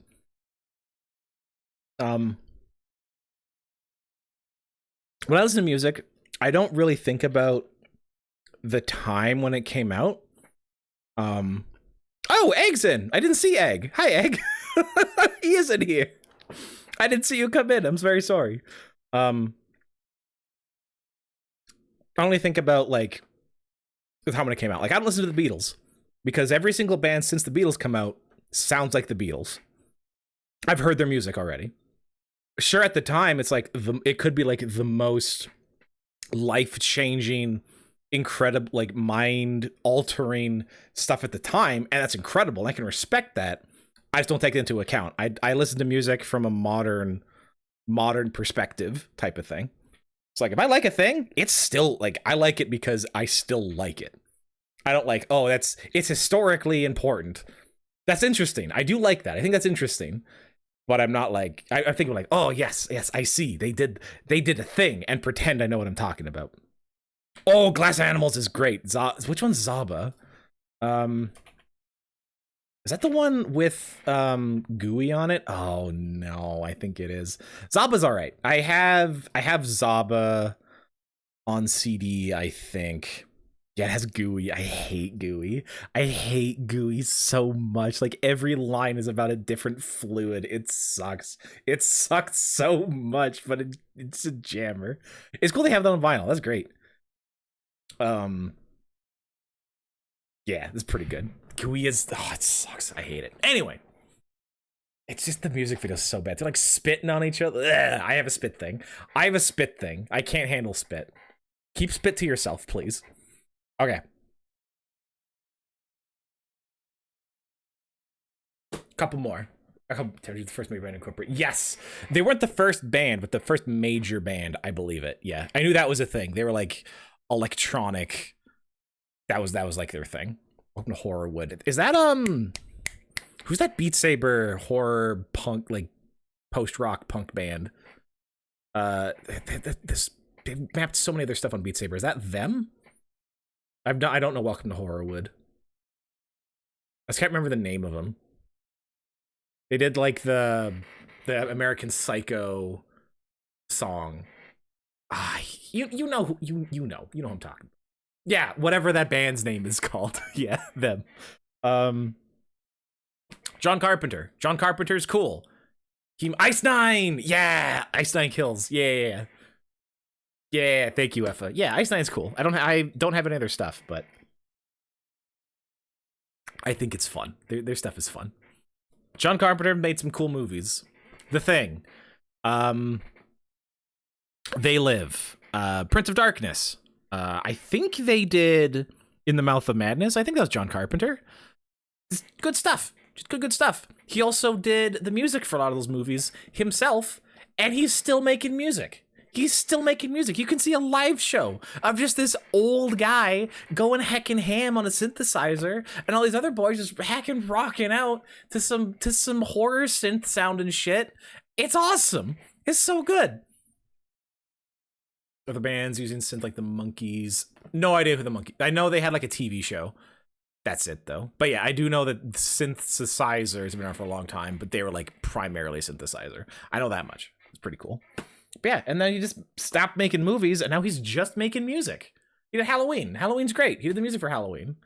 It's just good stuff. I want to get his other Lost themes. This is Lost Themes 1. He has like Lost Themes 2 and 3. Look at him. Look at this old guy. No, I don't know the Monkees. There might be one of those types of bands. Look at this old guy. He like reach out to grab you. What a cool guy. I love John Carpenter, and all his stuff is so good.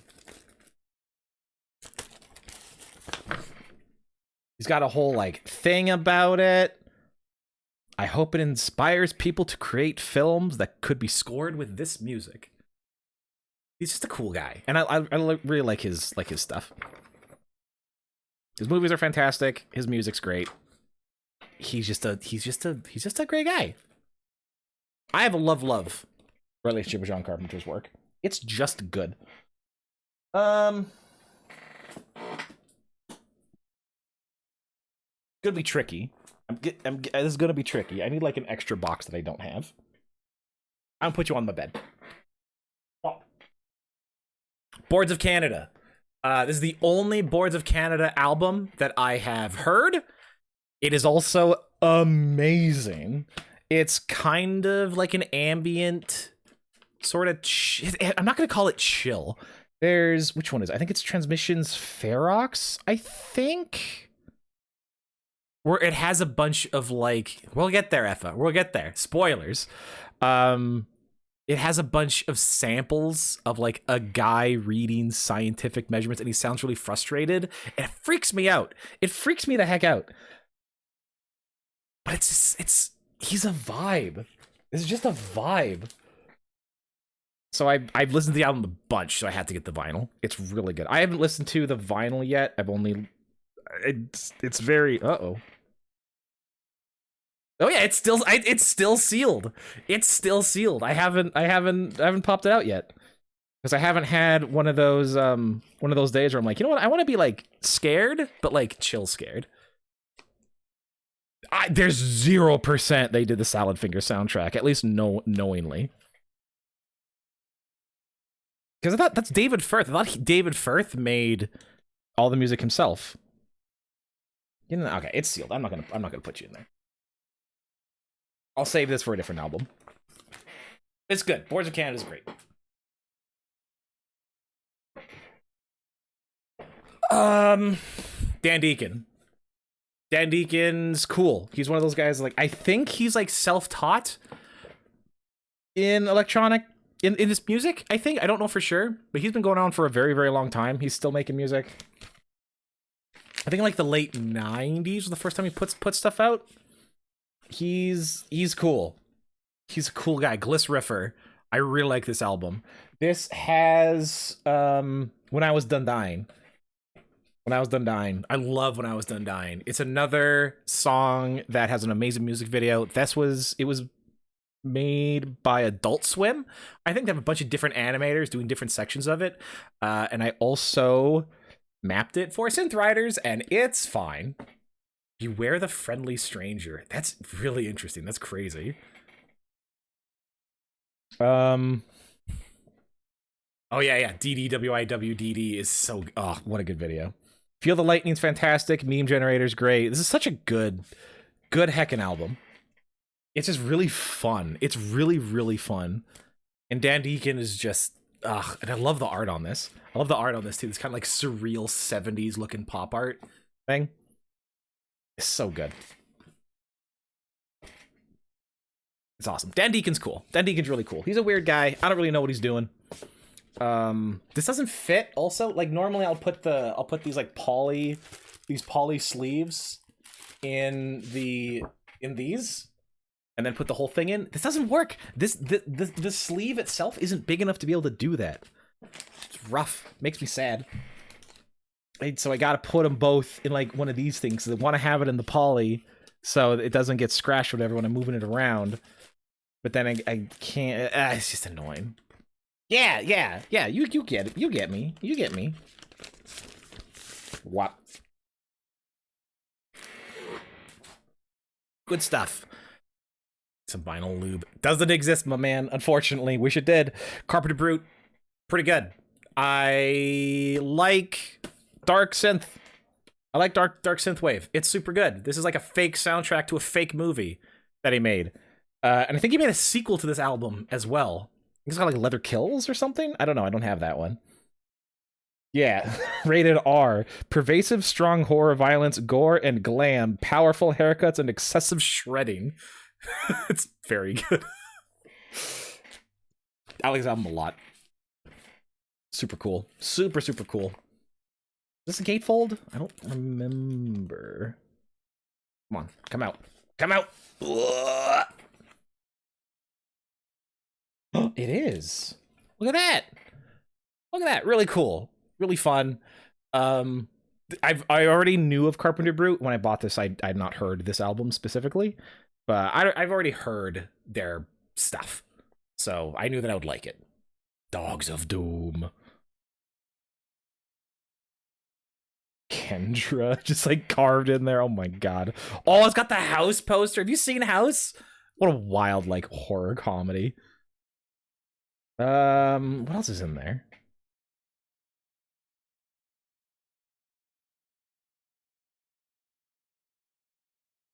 I don't see any other references. Hentai Tentacle Demons. That's a good band name. It's all right. I'm a fan of that one. Yeah, it's cool. Good stuff. Did they? Oh, that's cool. House of Dr. Chaos. Interesting. Get in there. Yeah, it's not going to go in there, is it? Nope. All right, you're going to be used for something else. Sounds like Spinal Tap, but dark. What? Carpenter Brute? Nah, they're not like a joke band. Yeah, Carpenter Brute, Charts, and Spin are really, really good. Yeah, they're not a joke band like at all. Just dark synth. Perturbator, another band I like a lot. Dark synth. I bought this and it has a scratch in it. Very sad about it, but Perturbator's great. I heckin' really like Perturbator. They're some of the first. When I played Hotline Miami 1, that like introduced me to the genre, and Perturbator was the first artist of that type that I kind of latched onto. Nocturne City is one of my favorites of his. His more recent, I haven't checked into his more recent stuff. So for the past couple years, Blood Music. I don't know if they're still around. I haven't seen anything else released by Perturbator that was Blood Music. It's like a different band now. Arcastle's game that if you stream you want to watch. I'll keep that in mind. But I like it. It's good. Night Dragon Avengers, great. Set in a noir world in the year 2084. Nocturne City is the soundtrack to a non-existent movie full of imagery that only lives in the listener's imagination. Oh, heck yeah. Yeah, just was initially released in 2012. And this is like a re-release. Really cool. It's got, oh no, don't look at the ground. Oh, please, no. Oh God, what have I done? Green inside. That's fun.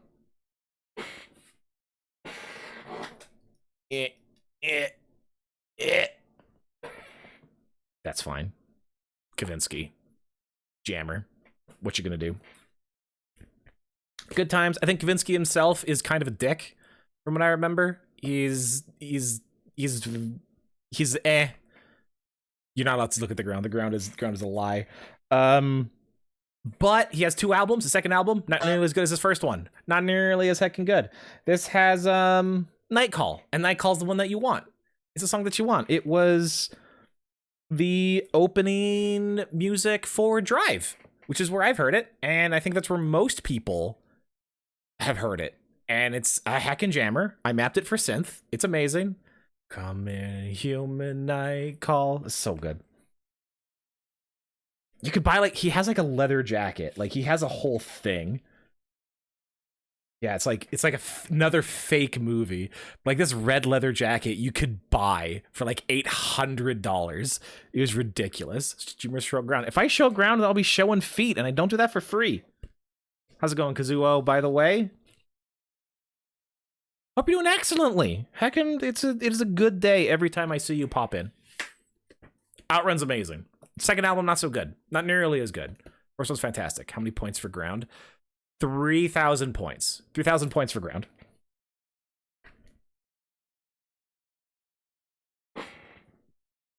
Yeah, that's what I thought. That's what I heckin' thought.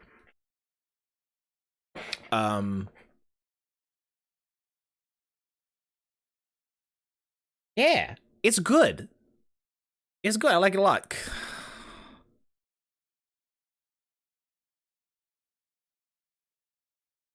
Are you really gonna do it to me?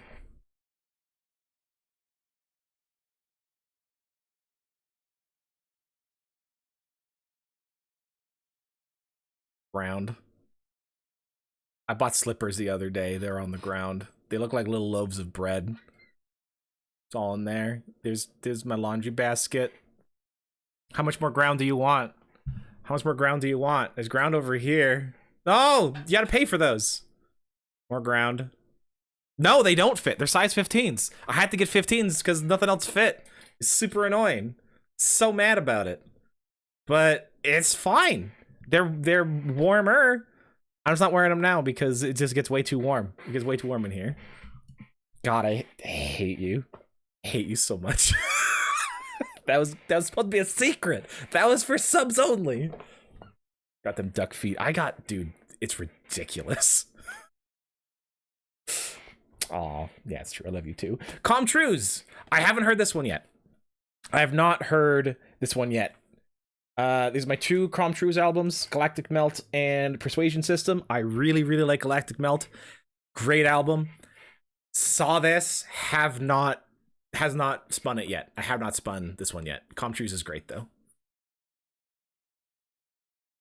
I like his names. Existence Schematic, Gaussian, Ultra Fiche of You, Context, Privilege Escalation.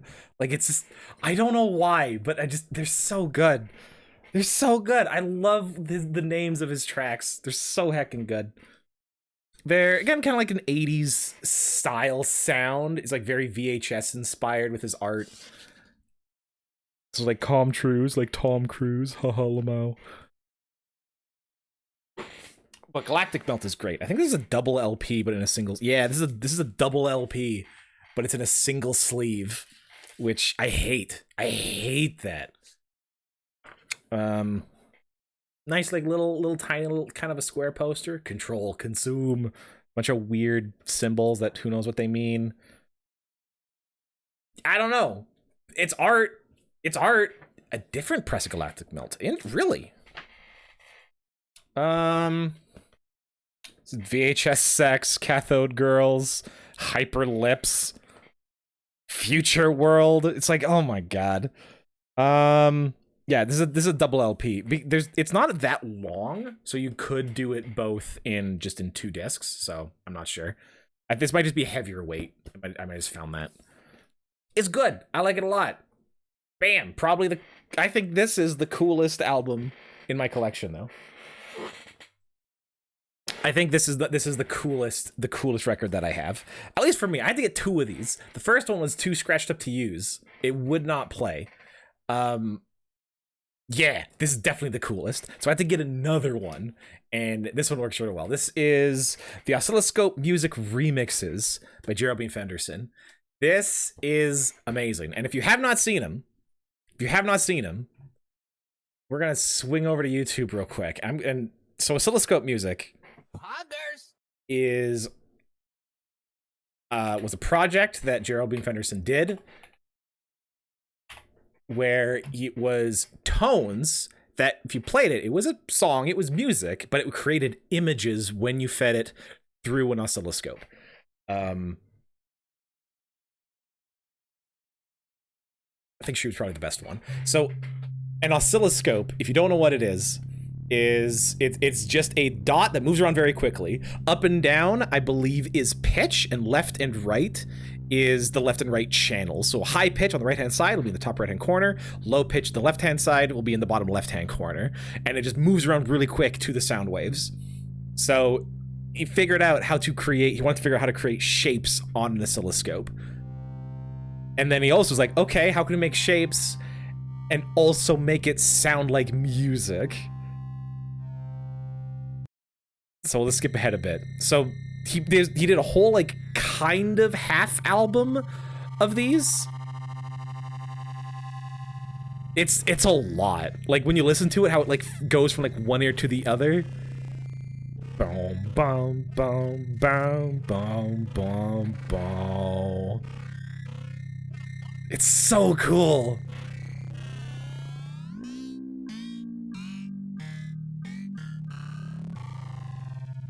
Like that's kind of the idea. So it was tones that you would put through an oscilloscope that would make an image. Clark Superscope. Oh, I think I've seen. No, I haven't seen. There's another guy that's doing similar stuff. This is from 2014. Okay, yeah. So I think this might be before the oscilloscope music thing. But these are definitely not the sounds that you are hearing. That's cool though. But yeah, I love all that stuff. Really cool. So he did that, and then a bunch of artists remixed all the oscilloscope tracks. So it's not like crazy ear stuff happening anymore. If you feed it through an oscilloscope, it's not going to make those pictures. But it's all like really, really heckin' good remixes of it. My favorite is Lines by Sophia JKL colon 8901, who is also amazing. They're like an insane furry DJ. They are absolutely insane. Her shit is fantastic. I love Sophia. It's so cool. But these fantastic. Like this remix album, I will just listen, just blasting in the car just as loud as I can. They're so cool. I think this is the coolest album that I have, specifically just for what it is and like what they tried to do with it. And also, it comes with 3D glasses. It comes with branded 3D glasses for all the 3D stuff, because all of these are the anaglyphic 3D images. It's just cool. It's just neat. It's so good, and you can like look at it like, oh whoa, it's coming at you. Whoa. It's great. It's just neat. This is the shit that I like a lot. This is the kind of things I think is really, really cool. Tools albums came with a stereoscope. That was the one that it like spins, I think. I can't remember what that was, because I don't like Tool. I don't like Tool at all, but I remember that, and I think that's cool.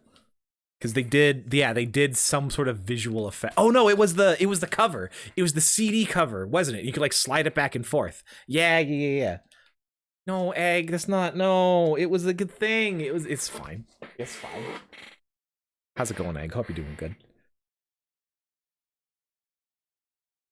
Oh, that was an earlier one. Oh, so what is, hold on. Tool Stereoscope album.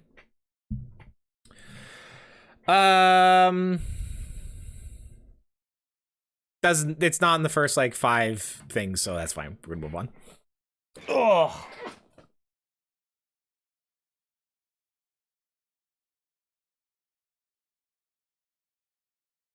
What?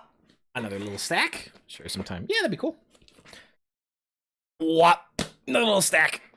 Oh, the Star Wars LP that holographic. Yeah, that one's cool. Oh, Deadman, you should look into scratch holograms, because you can make your own. You can make your own hologram just by scratching things into like a dark surface. Yeah. Yeah, Sufjan Stevens. This is the only Sufjan Stevens. Sufjan? I'm not even sure how to pronounce it. This is the only album of his that I have.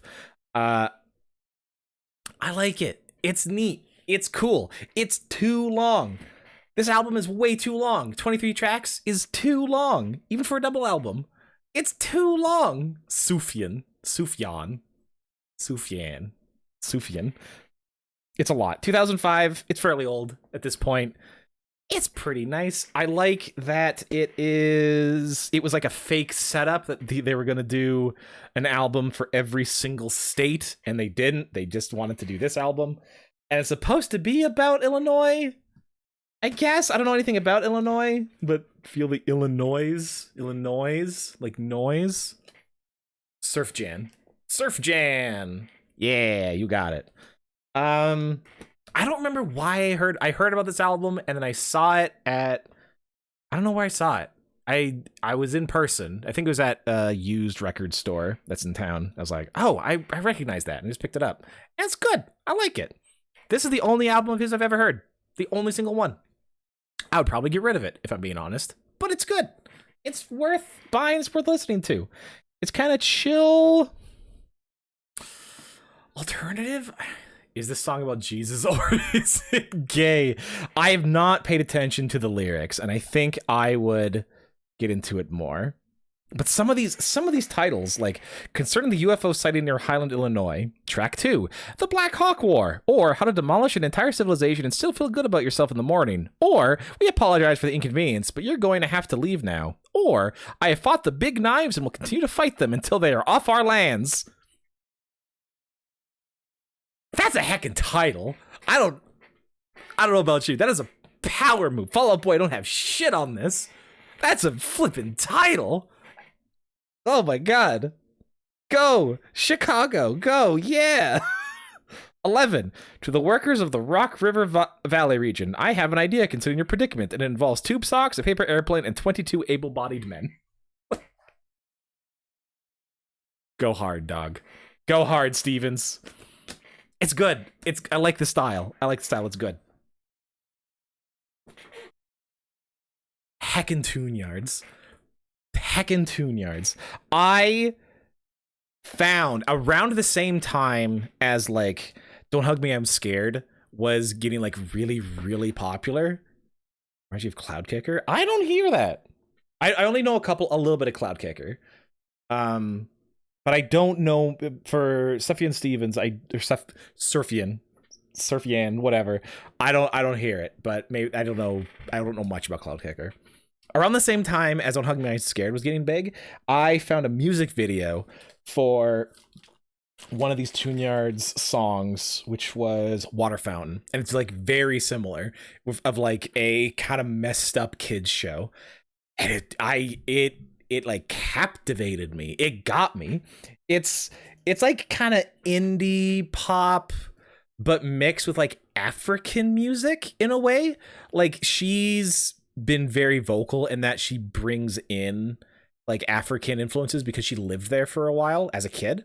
If I remember right, I could be misremembering the interview I heard that I looked up when I was researching her. But yeah, it's a very unique sound. And there's some really like absolute jammers on here. Water Fountain's amazing. Real Thing is fantastic. I think it's Wait for a Minute as well. Like they're so good. You ride on the subway or write formulas on the blackboard having a meal, sitting and talking to someone across the table. It would develop him like a soundless phenomenon. I don't know. Oh, okay, that's a good track. That's a good track name. That's pretty good. Yeah, that's kind of similar. But yeah, Tune Yards is great. This is the album that I wanted. I wanted Nicky Nack for Water Fountain. Water Fountain is just got me. Have yet to listen to the whole thing. I just really liked it enough, and I saw it at the used record store. It's cool, and it's got like a cool little style. Like it's got all like split up and stuff. It's got big like. It got a little one of these things, one of these big boys with all the lyrics on it. That's fun. That's cool. I like that. It's neat. Tune Yards, check them out. Put them in YouTube. Go to YouTube. I think they're still around, still making music. They're good. Their live shows on YouTube are pretty lame. Not a fan. The music videos though, awesome. Oh, Starfucker. Holy shit. This was my previous favorite album. Idols is the Joy is an Act of Resistance is my current favorite album. This was my previous favorite album. Absolutely adore it. This is Reptilians. This has Bury Us Alive, which was the very first map I did for Synth Riders. That's how much this album I was like in it. It's a lot about like accepting death and stuff. That's a lot of music I like listening to. A lot of music I listen to is about like accepting death. I got a lot of stuff going on. I have a lot of stuff going on. But yeah, it's like kind of 70s inspired, kind of psychedelic pop almost with like electronic bent. It's kind of dancey. It's not sad though. It's another album that has a bunch of clips of Alan Watts in it, kind of between tracks and during a couple tracks. It's super good. I don't think I have this on CD. If anyone wants the download code for it, there you go. I don't think I might still work. I don't know. You have to try it, but there you go. I have the CD for it. It's great. I love this album. It's got a color. It's a poster. It's another poster. Holy shit. You can color it if you want. Oh my God. Amazing. Yeah, it's about assume that. What the heck's Fasty saying? Like no one when I was doing maps is like no one can do a bittersweet ballad like Geese can when I was just charting a bunch of stuff. is very funny for synth writers. Was there anything else cool in here? I don't think so. No liner notes or anything. Anything on the vinyl? Nah. It says Starfucker on it, and I think that's great. This is the only Starfucker album I have. I really want Being No One Going Nowhere. I really, really want that album. Don't have it. Hard to find. Ugh. Yeah, there we go. Oh, Billie Jean. Oh, it's Baby Ibens. It's good. It's got Bad Guy on it. I like this album. Her second album. Bad. Her earlier EPs. Not a fan. This is the good album. This is the good one. It's the good one. I love it. It's super good. It's a heckin' viber. I hit the camera again. I'm gonna raise it up slightly. It's just got words. It's just got words, but like almost every track on here is a jammer. Bad Guy's fantastic. You See Me in a Crown is an absolute like power play of a track. Wish You Were Gay is I keep flip-flopping on what it means, but no matter what, it's good. I love it. Bury a Friend is just spooky. It's very spooky. It's always, for whatever reason, albums for me, they're always top-loaded. I like the first half always better than the second half for some reason. But also I listen to albums. I will hit play on the starting track. I won't like go through my playlist very often. I'll just be like, cool. And then I'll just like, zoop. So I listen to the first bunch way more than the second half. My Strange Addiction is pretty good. All the good girls go to hell. But everything on the first bit is good. Step on Your Tongue's so good. And it's like orange. This is the bright orange one. It's super good. I don't know why is it orange? I don't know. It looks like a popsicle. It's great. It's fun. I like popsicles. I don't have 1,000 Gex. I got 10,000 Gex. I really want 1,000 Gex. This was way too much money. But holy shit. Holy shit. Hollywood Baby.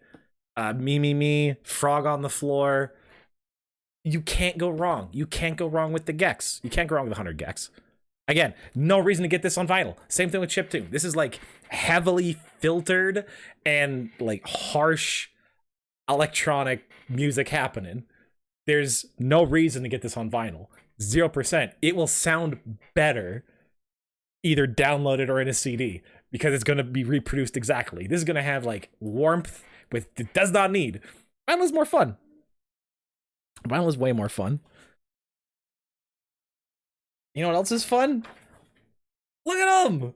Look at him all through the sunset. Oh my goodness. Look at him. That's great. Look at him having a great time. Having an absolute great time. 100 Gex is so... Ugh. It's kind of...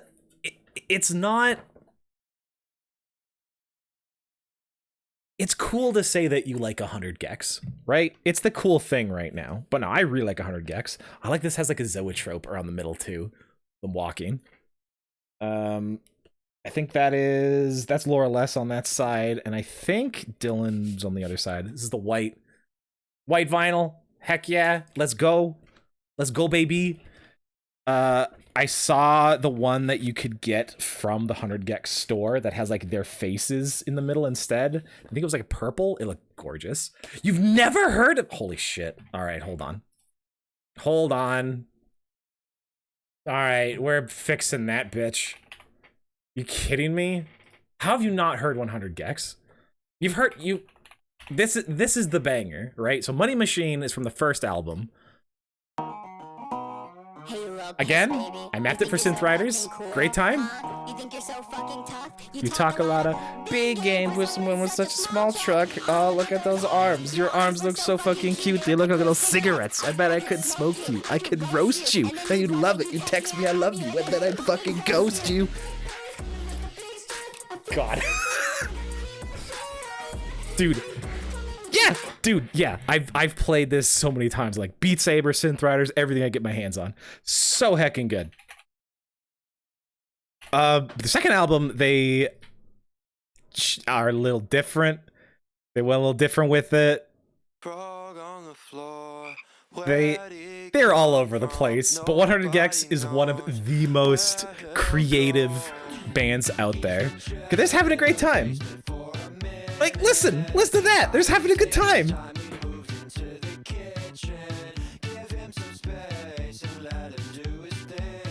I will be a little frog. This makes me want to be a frog. And then it's got ribbits in there. Like, oh my god. So flipping good. Oh, 100 Gex is fantastic. Left, right, kind of Mayday. They're less angry and they're somehow less insane. This one's called I Got My Tune Removed. Oh, that's live. I don't want the live one. They're somehow less insane. You were tough. It's got like a slow ballad. Got like a slow ballad about dentistry. Made me cry all the time. You were me. It just gets you. It gets you right here. And here. It makes you think.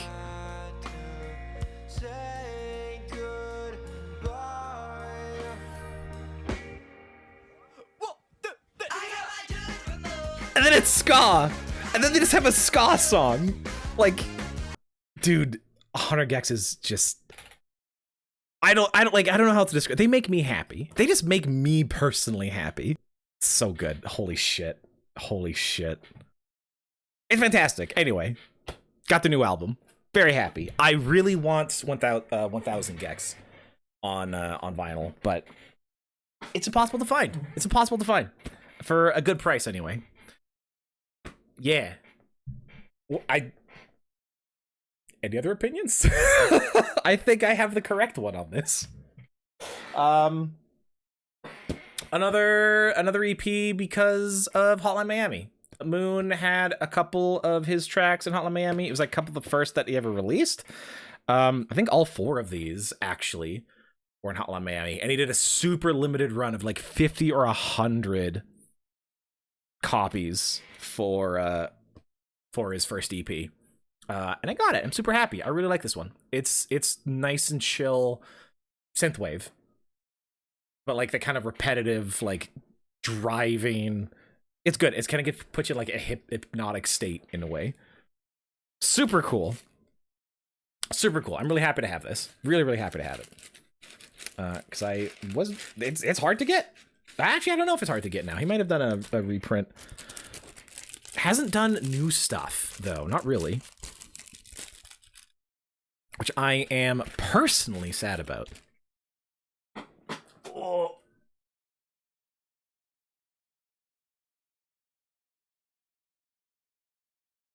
What? Another stack. What up, Choppa? How goes? We chatting. How you doing? Welcome. You get vinyl? You need music? What's up? How are you? What's hey what's you smelling? You eating? You eating stuff? What you got going on? Crazy, wild. Welcome in. Yeah, Vinyl Collection. We've gone through a lot. Like a lot. I don't have a ton left. I have not much left, actually. I got like two more small stacks to put on here, and then I'm pretty much done. What you got? What's your number one? Choppa, what's your number one vinyl? Number one. If you're like, oh man, if your vinyl collection is going up in smoke, it was all gonna melt into a big puddle, except for one. Which one would it be? Which one would you keep? The clock's ticking. That fire's burning. You would scream. Fair. That's fair, dude. Or whatever. Or like, what's like the coolest ones in your mind? Because just one is pretty tough. Like, let's be honest here. That's a little unreasonable. Young, arrogant, and hate everything you stand for. I don't stand for much, so I mean that's all right. It's good. It's good that you don't hate that much then. Chrome Sparks heckin' dope. Chrome Sparks heckin' dope as heck. Really collectible version of one of your albums. Ooh, yeah, that's probably the one. That'd probably be the one to grab. Collectible's always good. You can replace most stuff, but some things like that, nah, once they're gone forever. Chill, electronic. Oh, that's an album name. Oh, what? Hold on. Chrome, like the shiny metal. Okay, what is this? Oh, Machine Girl. Flip, yeah. Hell yeah. Let's go. I've not heard that Machine Girl album. The only Machine Girl one I've heard, the only album of theirs that I know of is Wolf Girl. Like, it's the one, right? It's the one. If anyone knows anything from Machine Girl, it's Wolf Girl. They went big with that. I want to dive in deep at some point. Electronic Gimp music. Holy shit. That is a name. Thank you, Machine Girl. That is now in my head. Electric Blue, nice. Neon White soundtrack. Ooh. Wait, did they do the Neon? Oh, that's cool. Be screwed. Dead man. That's why I didn't ask you, because I knew it'd be too hard for you. Yeah, Machine Girl's cool. Machine Girl's dope. I need those and more. Chrome Sparks. Chrome Sparks is great. This was his first EP, kind of first album, just called the Sparks EP. Super good. Marijuana and Send the Pain On are like the two. I think Send the Pain On is in a movie at some point. Oh, the entire Neon White. That's cool. Marijuana is just an absolute just viber. They had another, like, a self-titled album they put out later, which is similar. Someone charted one track for Spin, and it's good. It was oh, it's the guy that's been doing a lot of synth riders lately. Oh, what's his name? Guy's name, not Brandon backwards. Nardoc, Conrad. Nardoc did it. It's super good. I love this EP. Yeah, it's just a jammer. It's just a chill jammer. Like, this is Marijuana from this, and this is like perfect driving music for me.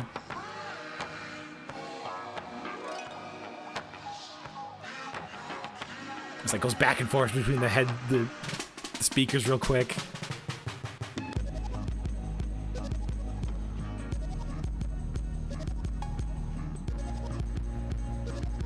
It's just chill. It's like chill bass. But like, it's not party music, it's not dance music. This is Chrome Sparks. This is Chrome Sparks, Marijuana from the Sparks EP.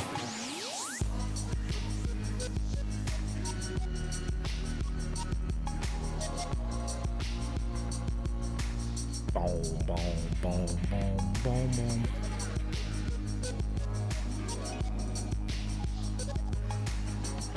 It's just good. Like, Chrome Sparks is fantastic. That's kind of the vibe of all of his stuff. Like, that kind of chill.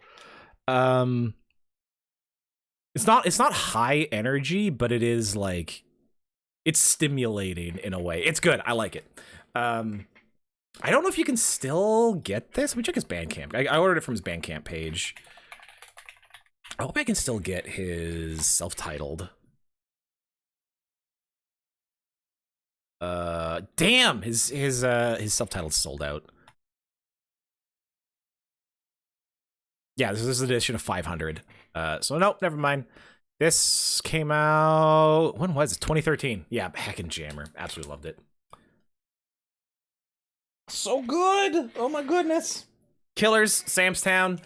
I used to love the Killers. This is a previous favorite album. This is a gift. My my parents got me the picture disc for like Christmas a long time ago. I really like Sam's Town. I like Sam's Town a lot, and I am not embarrassed to say it. Some people put like Killers and Coldplay like white people music. If you like that, you have no taste in music. Screw you. Killers is great. At least Sam's Town is. The later the Killers gets, the less I will defend them. Sam's Town is fantastic. I love it. So good. I don't know why, but it's just it gets me. Nobody ever had a dream round here, but I don't really mind that it's starting to get to me. It's just, I don't know. It's good. Something about it just hits me. It just gets me good. Whoop! Wrong side. Yeah, you got the like the Miss Pageant lady and the goat, and then you got just the goat on that side, or is the mountain lion? I don't know. The sheep. I don't know why there's a sheep there, but it is. Good Mormon boys. Mormons are heckin' weird.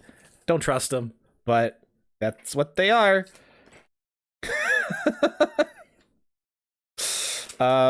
Yeah. I like the Killers. This is a good album. This is a good album. The picture I don't like picture discs. I don't buy them if I can handle it, because it like warps it weird. The sound, it doesn't sound the same. Oh yeah, they're mega Mormon. They're mega Mormon. Yeah. But they're okay. I got my King Gizzard. I got my heckin' King Gizzard. This isn't all of them, but they had a project where they're putting out like an album every month for a year or something like that, like every 2 months. Back when these came out, and I got most of them. Well, no, I got 3 of them. I got 3 of them, and then an older album that is heckin' awesome. I really like King Gizzard. This is my favorite King Gizzard album. Microtonal Banana is so good. We got Flying Microtonal Banana is fantastic. Got a banana scratch and sniff sticker on it. Yeah, it doesn't really smell like anything anymore, but it is what it is. This was their album where they mess with microtonal music. They are, I'm not going to call them metal. They're like 80s. Are they prog rock? They're psych rock, but they change up their style. They've done like a jazz album, but I think they would probably best be described as like a psych rock band. Rattlesnake is so good. Yeah, Rattlesnake. I really like Sleep Drifter. Billabong Valley is great. Outlaws on the run, faster than a stolen gun. Fantastic. Nuclear Fusion. Nuclear Fusion. Just, ugh. They're just great. It's another, they're another really creative band. Neon Banana, let's go. Translucent, baby. That's just cool. I like that. I really like Flying Microtonal Banana, because I haven't heard microtonal music before, and I was already familiar with their music a bit from a couple other albums, and they put this out. I was like, oh, that's actually like really interesting. I didn't know what that was, and it got me like looking and like researching it. So now I know what microtonal music is, and it's really good. And they called it Volume 1. They have not put out a Volume 2. I'm not mad about it, but I am sad about it. Polygon Wonderland is like kind of a chill. I don't know. It's not chill. I don't know how to describe this album. I have no idea. It's a King Gizzard album. Welcome back, Danny. That's like not as rocky, but it's not that chill. I don't know. It's not metal. It's not. It's one of the like it's like I think of this one more as like a Pink Floyd album, where it's like more like down tempo in a sense, but that's also not exactly true. It's got cool colors on it. This album was cool also because if I remember right, they released this one specifically not under Creative Commons, but they had a different license for it. So any record company could make their own printing of this album. So there's actually a lot. I could be wrong on that, but that's my understanding of how they released this. I think this is also the one they released for free online. So there's a ton of different printings of this album. It's got like, look at the guy. Look at him just playing guitar, having a good time. This is like the lead guitar vocalist. He's just chilling. That's a pretty good summary about the band, about him. That's a pretty good summary, I think. It's good. It's just good. I like it. They're cool. Moving on to the third of 4 Gizzard albums that I have. I probably won't get any more. I kind of got what I want out of them. If something falls into my lap, I'll take them. But otherwise, these 4 kind of get everything I need of them. King Gears and the Lizard Wizard, Nonagon Infinity. This album, don't get the vinyl. This album specifically, get it, listen to it, love it. Nonagon Infinity, do not get the vinyl. For one reason only. This album is meant to be listened to perpetually. It is called Nonagon Infinity, not Nonagon from first track to last track. It starts and it starts as a loop. Like there is no introduction. It is just like it's like you just come in mid song and it just goes hard. There is no transition between tracks. There's no breaks. It just goes from one track to another, just shifting and ebbing and flowing, just one after the other, and then it's meant to loop back to the beginning without a break. So it goes on forever. That's what this is meant to be. Vinyl, you can't do that. You have to flip the record. So on one side of the record, it gets to the next track and then it like fades out, and then you flip it over and then fades in. And you don't get that perpetuality going. So don't get this on vinyl. You can if you want. I did. It's a fantastic album. It's got some absolute jammers in here. Like it does. There are differences in the tracks. Gamma Knife is fantastic. I mean, Robot Stop is my body's overworked. This is the same I know. Yanking my body work. Cold static overwork. It's just great. It's just so good. Group for the last tracks loops forever. That's cool. I love that. I love it when the physical thing can do something specific to the platform that it's on. I love that. There's no run out groove. That's so cool. It's just great. Like this is the album that they're kind of known for. This was also the album I first heard of them from what the heck is Anthony Fantano. Anthony Fantano reviewed this, and it was, yeah, he sold it on me. Like, we were like, look at this dog. Look at these 2 good dogs. Look at him. Look at him just chilling in there. He's got like a thing on here. Also, all the music videos on this are also like kind of meant. All the music videos are cool. Music videos for this and the music videos for the next album are kind of meant to kind of go together. Like these 2 albums are kind of shared. Look at that guy. That guy's not having a fun time. He's having a bad time, in fact. I think this has the green. Oh no, it's like blue and red splatter. Pretty cool. I was kind of hoping for red to go with the whole like vibe of this cover. And then my last one, which is actually my favorite. It's a lot of people like it, at least of their bands, but it's probably my favorite, which is King Gizzard, Murder of the Universe. I love this album. It's kind of split into 2 halves, where it tells 2 different stories. 3. It has Altered Beast, then the Lord of Lightning versus Balrog, and then Hantayumi and the Murder of the Universe. They're like 3 kind of mini stories in it, and they go start, middle, end. Goes like, a big monster that was changed by something is hunting a man and then like absorbs him into itself, and then it dies. The Lord of Lightning fights a Balrog. That's how it goes. And then a guy is in the future and has no emotions and wants to have emotions, so he builds another thing with emotions. It wants to die, so he like absorbs it, and then he's like, hooray, I can feel things, and then he just wants to vomit and throw up because that's what it feels like. So he does that, and he does it so much it fills up the entire space of the universe, and it's good. This is like more metally, like metal-esque, and it's so good. And it's also like there's some connection between these 2, because like this mountain here and these peaks are the same as this, and there's references to Nonagon Infinity inside this album as well. Like it's weird. Somehow these are connected, as well as like a couple of their older albums. I don't know how their Nonagon verse work. It's weird, but I love this album. This album's so good. I love it so much. It has some vomit splatter vinyls, like green and yellow chunks. It's like, It's so good. It's kind of goofy, but I like it.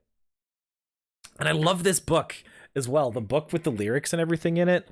Just all the like kind of charcoal drawings on all of these to kind of fit the tone and the space of everything. It's just it's so cool. And then it has, when it goes to the Hantayumi Murder the Universe bits, it goes to like this digital font instead. Like, the book is great. It's so good. Yeah, vomit coffin, do do do do do do do. It's so I don't know.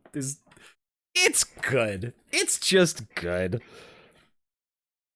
They don't seem like they're having a bad time. It seems they're just having fun with it. They're just having fun. I like it when people have fun. Okay.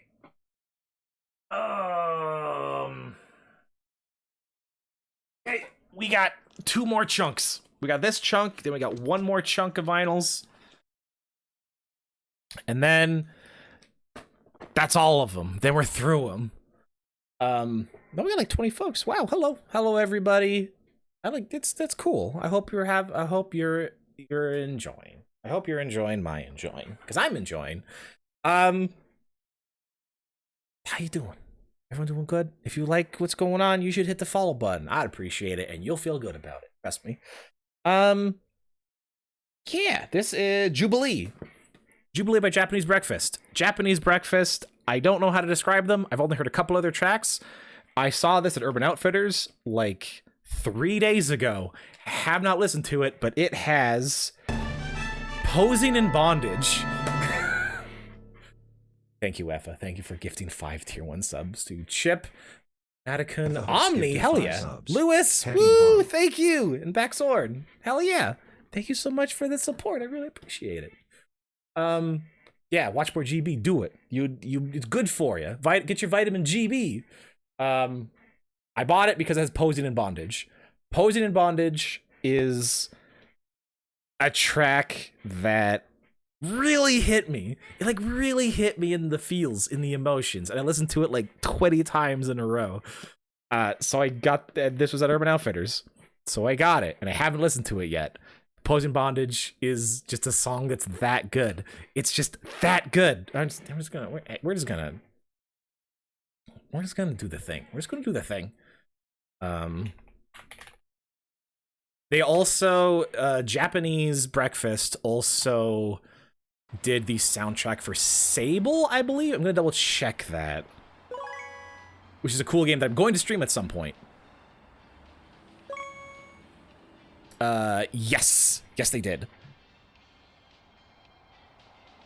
And it's cool. I like that.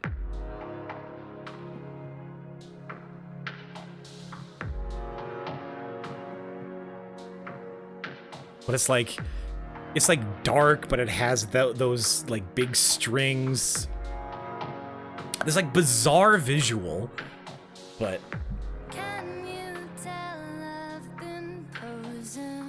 and then like her vocals against this like really dark sounding sad track, just it got me. I don't even know what's going on there. Is that a key change? Or not? I don't know how to describe it. It's so good. So I got this whole album because of this track.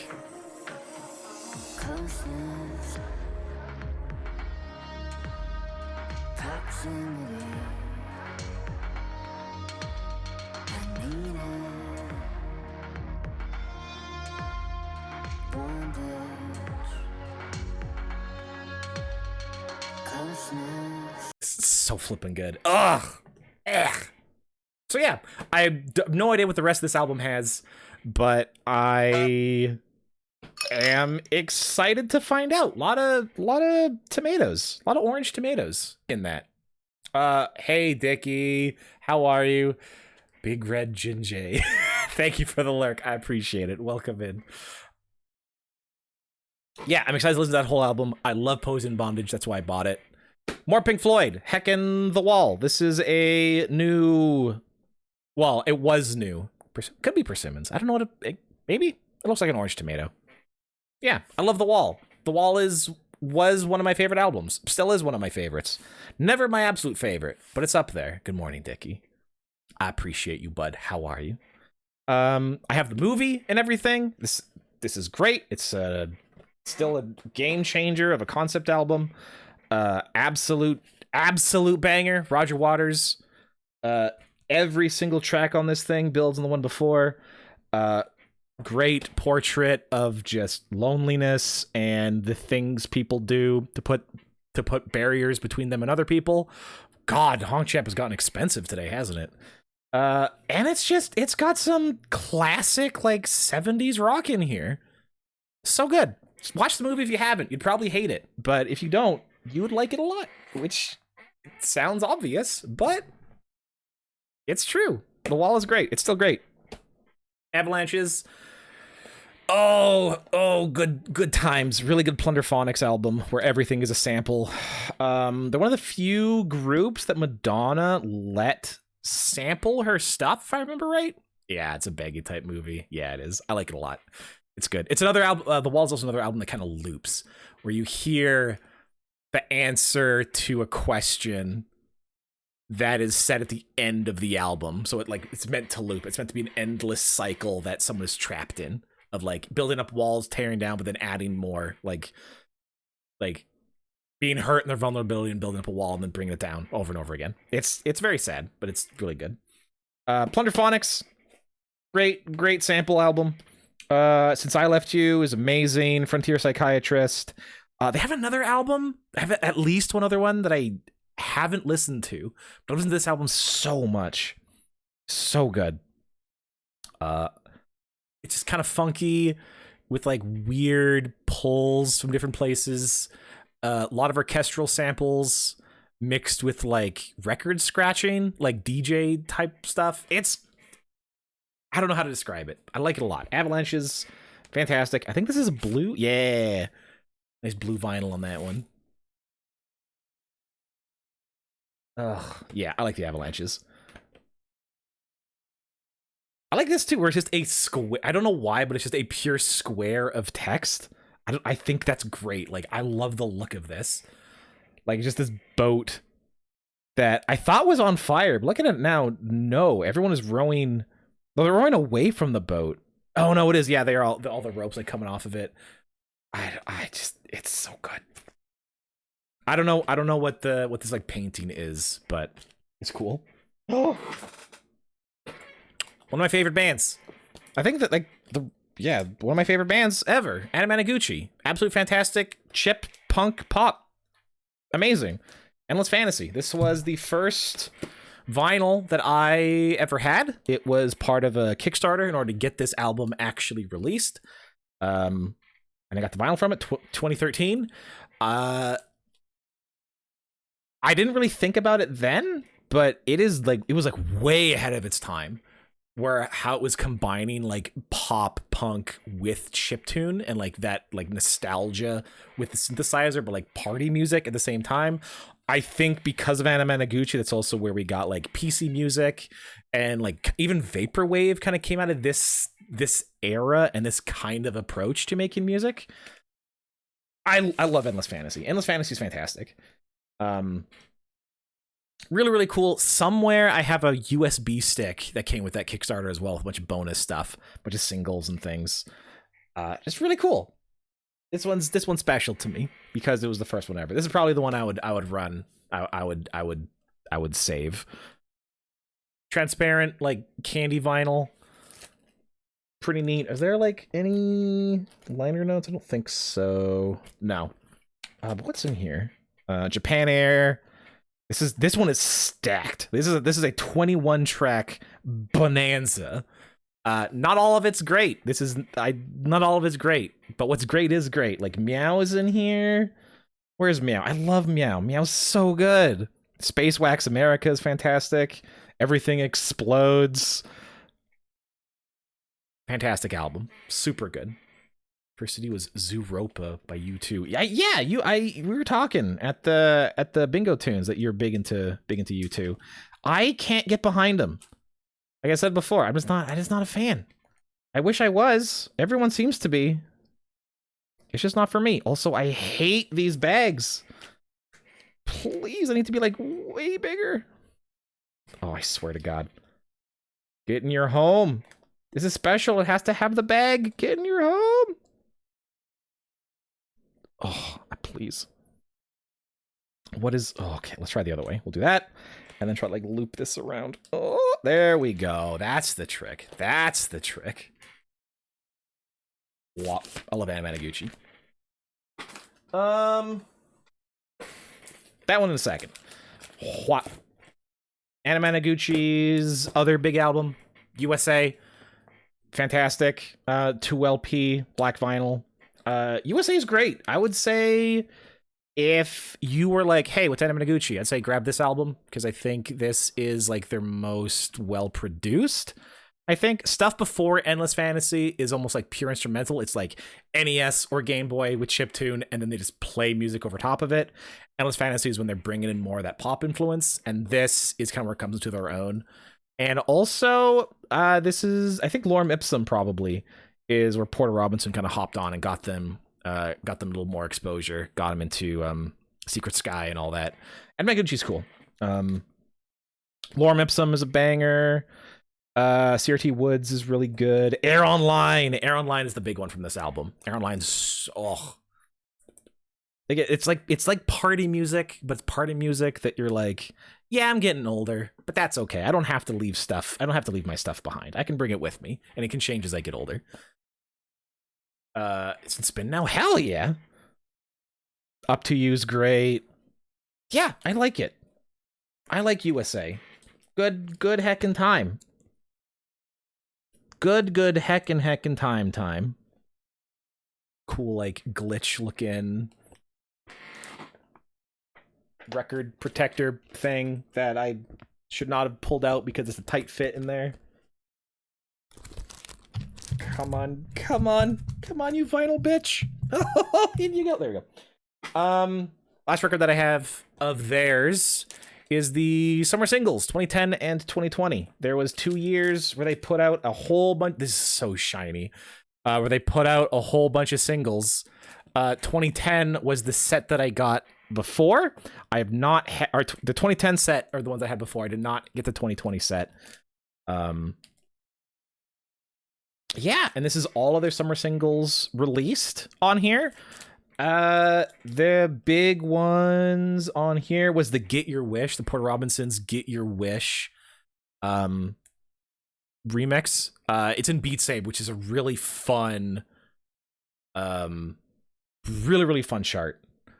Hi Twix, no idea what's going on, but I appreciate you popping in. It means a lot.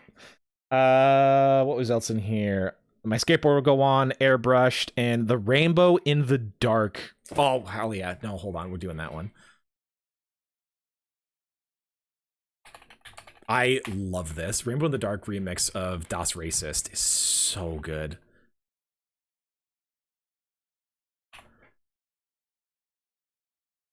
Yeah, of the Das Racist track. It's so flipping good.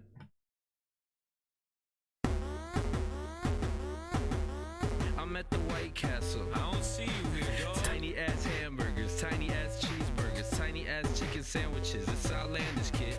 My trying to speak to the kid in Spanish, kid. Like, get to get us. I'm like, where is the bathroom? I hella gotta piss. Where's the bathroom? Ask whom the bell tolls for. Hey yo, where you get this place from? The Hellhole store? Yeah. It's like that's such a good line, but like it's and you got those chip tunes going, and with the bass, I don't know, it just goes hard. How does it go this hard? But it does. Like this is like almost pure chip tune in that they do with this. Like other singles, like a little kind of experimental, just super good. It's like I'm so happy to get this. I got this like a few days ago. It's like making me happy. It making me personally happy. Last chunk. It's a big chunk, but this is the last chunk of my vinyls. Bonk. Big boys. Big boys. Then we're good. Discount Baby No Money. That was also from 13 years ago. So way before Baby No Money was a twinkle in his microphone's eye. Das Racist. That's Das Racist, though. Das Racist is great. Super funny. Super great. I think they're still going. Are they still going? Das Racist. No, they're not anymore. No. I mean, you say that, Reindeer. Their first big hit was in 2008 with combination Pizza Hut and Taco Bell. That's like their first like big. Yeah, they broke up. That's sad. Oh, in 2012, no. Oh, that's shit. Okay, I didn't know that. I still listen to Das Racist sometimes. They're pretty good. What we got? Racism 1. No. Yeah. It's 1 a.m. You're not saying to order groceries for tomorrow. Then don't. Just go and get them. Go walk over, pick them up. Why not? What's stopping you? I'm sad. Racism 1 as well. The National, High Violet, music to consider your life choices to. It is a lot. This album's a lot. It is like the most sad. Make yourself cry. If I listen to this album when I am sad, I will get into a pit for a very long time. But it is the best sad music. This album is the best possible sad music. I love this. If you don't know The National, they are also the people who did Vilify Us, I think, which was the Portal 2 song. They made it for Portal 2. They're all emotions all the time. Terrible Love, Anyone's Ghost, Sorrow, Lemon World is really good. Ugh, I love this album. This was a previous favorite album ever. Which I think we're up to like 5, and I think that's pretty good. To have like 5 of my most favorite albums ever of vinyl, I think that feels pretty good. I like it a lot. I do like it very much so. Even being sad, if you gotta have music that fits your mood, right? And if you're sad music it makes you feel understood, and I think that's more important than people think it is. Instead of just like trying to make you happy, it's like, no, things are sad. There's reasons to be sad, and it's comforting. It's comforting when that happens. Sad songs say so much. Yeah, thank you, Bag. It's true. Orville Peck, Pony, the only country album that I have. Also the only good one. Very good. He is mega gay. He's a very interesting person. And his songs, again, very melancholy.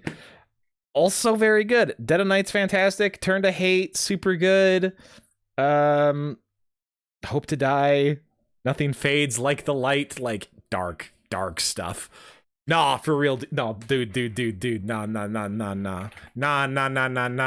Hold on. I feel ya. I understand. I was where you were. Just hold on a sec. Just hold on. It's great. What can I say? I like Some Country is good. Some Country is good. And Pony by Orville Peck is one of the good ones. God, heckin' white vinyl. Flip, yeah, let's go. I think there's another one. Yeah, this is another poster. Hell yeah. He's got this whole like West, but I love Disaster Piece so much. I am sad he doesn't do physical releases. I have a couple of his chiptune releases. I haven't heard a lot of his newer stuff. The last thing of his that I've heard was his It Follows soundtrack. After that, he disappeared to me. Poster. Look at that. Look at that poster. Look at him go. Physical release. Shut Becky. God. It's got all the lyric stuff on it. Good. I still haven't seen It Follows. It's on my queue. I've had it for a long time. It is on my queue. All right. This is tied with Idols for my favorite band. tied with Idols. So good. Tokyo Police Club is very Canadian. They have like the wordplay and like kind of rhythm of like Fall Out Boy, but it's a lot more it's like soft punk mixed with like a little bit of electronic not punk, like soft pop mixed with electronic music. I don't know how to describe it, but I love Tokyo Police Club. They're heckin' good. Argentina parts 1 through 3 is so good. Same with Toy Guns. They both have some really interesting changes to like the BPM where they go like they're going and there's like drop it or like speed up really quickly. I love Tokyo Police Club. It's so good. I just picked this one up. I was looking for it for a while. It was finally a fairly good price online. So I finally got it. Hey Vincent, how goes? Fancy vinyl? Nah, just black vinyl. But I love Tokyo Police Club. This was their second most recent album. This is their most recent album, which a lot of people don't like. A lot of people don't like their most recent album. It actually took some time to grow on me as well. It sounds very different. It sounds way rougher. It sounds more like a garage type of band almost, but it's also like a lot more mature in a way, like especially with their lyrics, a lot more mature. Like New Blues, Hercules is good. I can't remember what that stands for. Curious about living in how Toronto versus Ottawa is. Don't move to Quebec. Otherwise, all cities are the same. Toronto has more music stuff going on than Ottawa does. Ottawa is more like cultural, I guess I could describe. Otherwise, it's a city. Go to Toronto. Toronto's like the one. Why not come to Edmonton? Why not just be where I am? Why don't we just hang out? Is this fun vinyl? No, it's just black vinyl. I love that. There's the cutouts, so you like slide it in, and then it gets stuck, so you can't get it all the way in, and then it has like the flowers in there. Yeah, it took a while for this one to grow on me, because it does sound so different from their older stuff.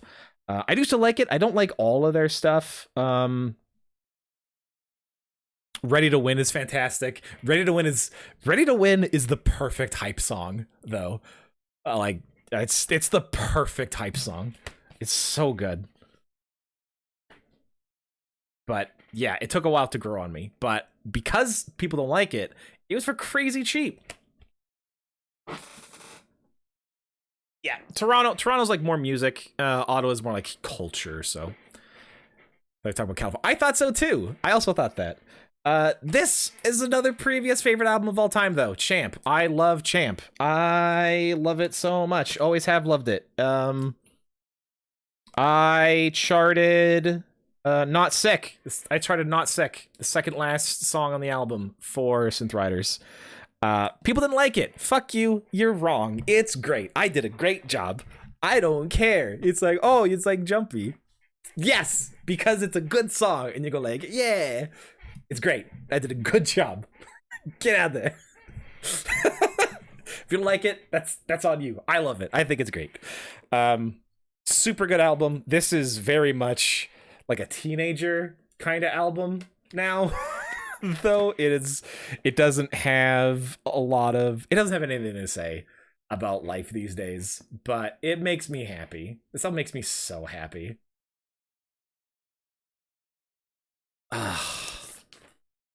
Is good. This has the clear. Yeah, another clear vinyl. Heck yeah. I love clear vinyls. It's so cool. Got like the art exhibit that it had. I don't get this. I think each of these pieces references a song somehow, but I don't really understand it. Yeah, I would not recommend Walking either. That's a great point. That is a great point. But yeah, I love Champ. One of my favorite albums. This is always fluctuating. Another album will come up and be my favorite album, but then Champ always like rises up again and then takes that spot. I flippin' love Champ. Every single song makes me happy. I have like a sense memory almost of some of these songs where like you listen, you hear something, and then you just get like an emotional you get like an emotional reaction. I get that with this, but it's just every song just like makes me feel good. It's jammer. Blade Runner, of course, because Blade Runner is one of the best soundtracks of all time. So why wouldn't I? Blade Runner soundtrack is amazing. Are these all my soundtracks? Nah, it's not. Not these are some of my new soundtracks. Blade Runner is fantastic. That's it. It's Blade Runner. It's if you don't know Blade Runner, watch Blade Runner. You don't have to like Blade Runner, but you should watch it to find out if you do or not. Have a good sleep, Danny. Thank you for hanging out. I appreciate it. Have a good one. I will see you. Take it easy. I will have a good sleeps as well when I get there. Take care of yourself. Have a good week. Rest well. Got the indie game, the movie soundtrack, Jim Guthrie. The only reason I have this is because Jim Guthrie is the GOAT. He's amazing. I really liked indie game, the movie. I have the Blu-ray somewhere. I really enjoyed it.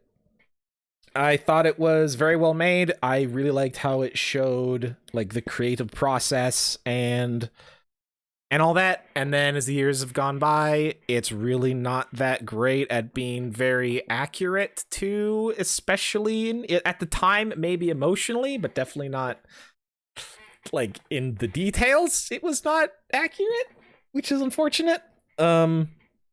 But I got it when it was cheap on his Bandcamp, and it's not a bad soundtrack. It's pretty good, but it's like, it's whatever. It's fine. If you haven't seen the game, the movie, I think it's probably on YouTube or somewhere. I would recommend it, especially if you like Fez or Super Meat Boy, because those are like the two. Those are the two big games it kind of followed the creation of. It was Fez, Super Meat Boy, and then there's a lot of really kind of pointless and that word again. What is that word? Start with a P. Pretentious. That's the word. A lot of pretentious interviews with Mr. Blow. He can have his opinions. That is what he can do. Yeah, it's all right. It's fine. Takes time. Previous favorite album. Takes Time is great. This album got me through a very dark time. My dad had a stroke. It was a very bad stroke and kind of put everyone's lives on hold for like 2 years, basically. Well, longer than that, but like actually like stop. We don't know if he's going to live or die for like very many months. But this album kind of got me through that of just like, stuff takes time. Stuff takes time to improve. Stuff takes time to complete.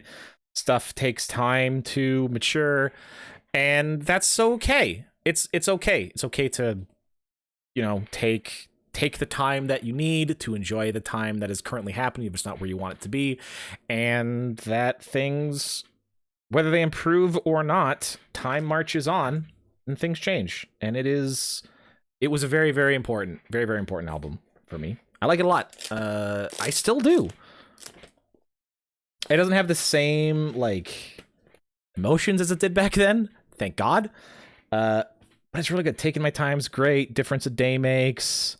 Never Poor. Never Poor is one that makes me sad. It's supposed to be like a positive song, you know, or like how you are never poor, you know, friends and you have your health, like sort of thing, like one of those types of things.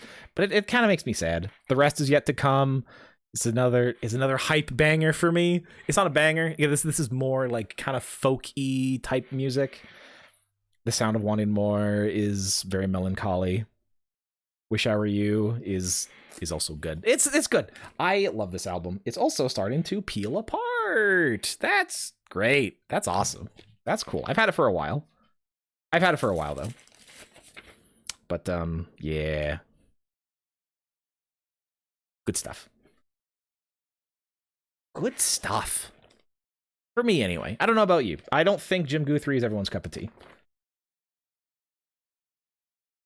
But it is mine. I do want his MTV Music Maker albums though. At some point, they're a little expensive. How much? What were they again? I'm gonna check his Bandcamp real quick. Recently, Jim Guthrie's made the Below soundtrack. Below's a really fun game. It's not perfect, but it's really cool. He did Nobody Saves the World. Children of the Clone, and what was the other one? He did two. He did two with the MTV Music Generator. I don't see the other one on here. Might have taken it down. But Children of the Clone. That's a really, really fun album. I would love to get that on vinyl.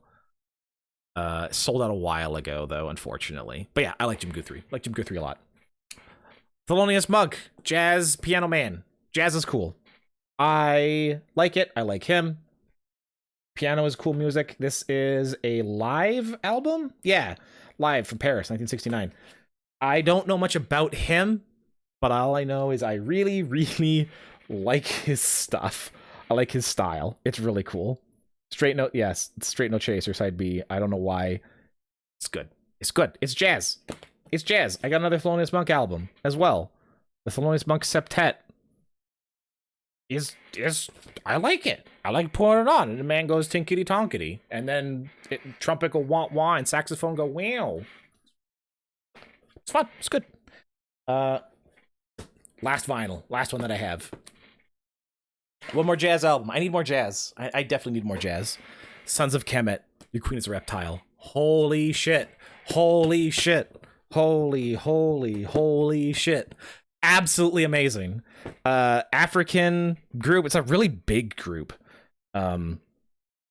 So good. Like, really, really high energy mixed with like a really energetic and like, I don't know how to describe it. Like when I think like the brass with these guys is what works so well, because it there's going to be a pull.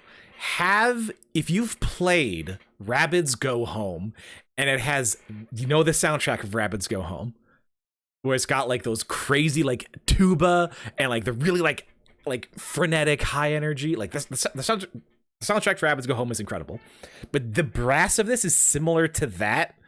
Balkan, is that what it's called? Like Balkan, that style? I don't know anything about it, but it's so good. And then it's also like,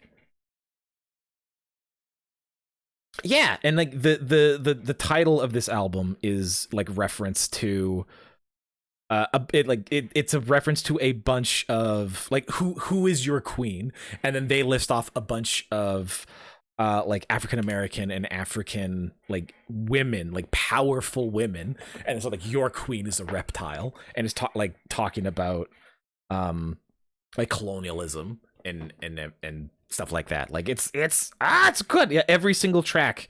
My queen is Ada Eastman. My queen is Mamie Phillips Clark. My queen is Harriet Tubman. My queen is Angela Davis. Like they're all different black women. Yeah. We see ourselves as human. We judge our worth not by our Christmas speeches or golden jubilees, but by deeds. Our queens walked among us. Our queens led by example. Our queens are just like us, and we are human. We need new royalty. Your queen is a reptile. So good. And it's just, but it's fun. It's like fun jazz. It's cool. I need more Sons of Kemet. I have yet to find more Sons of Kemet. I need more Sons of Kemet. It's good, and I need more jazz. I need more jazz. Cool, we're done. Okay, bye. End stream.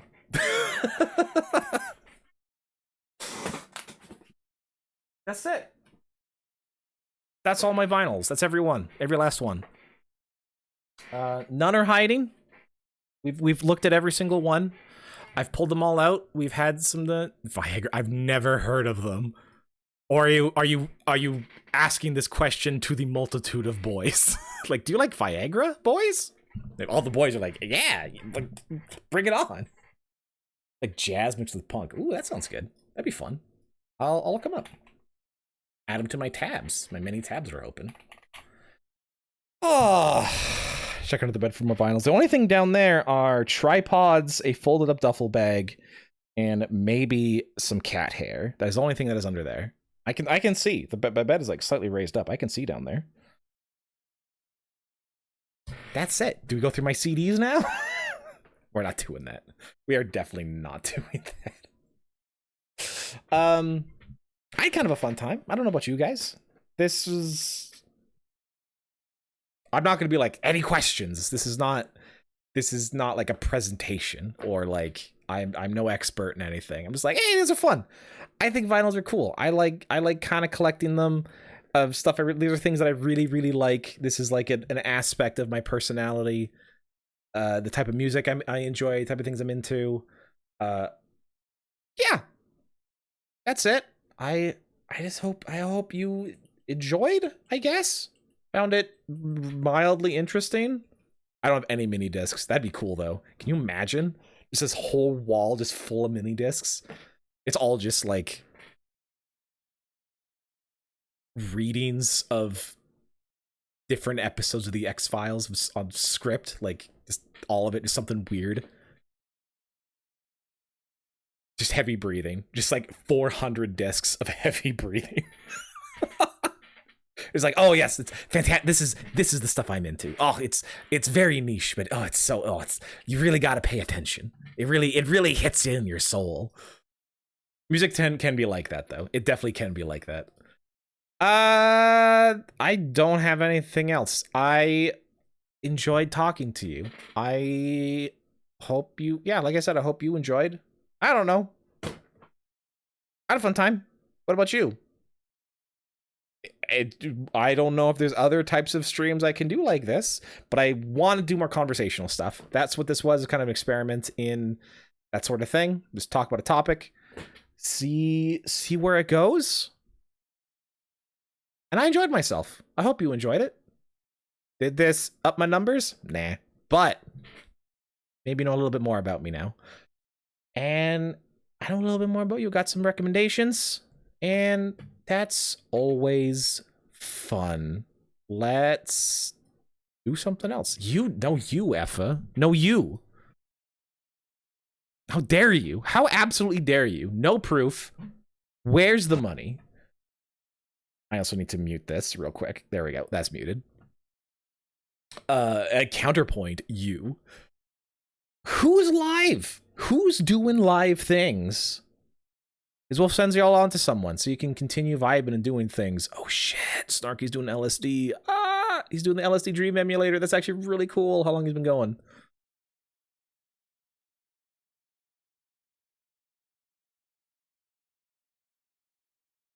I don't know. That's pretty funny though. Young Skirt playing some Diablo. Young Skirt's cool. If you have not listened to Young Skirt, he does a bunch of just like mixtapes and stuff. He streams making music. He's cool. What's Dama doing? Dama's not online. Is Dama online? Dama Celeste. Oh, see, Dama's doing. I'll have a sip. Thank you. Dama's doing the speedrun stuff. And speedrun is such a niche thing. You know, I love Dama. I want to support it. Everyone follow Dama.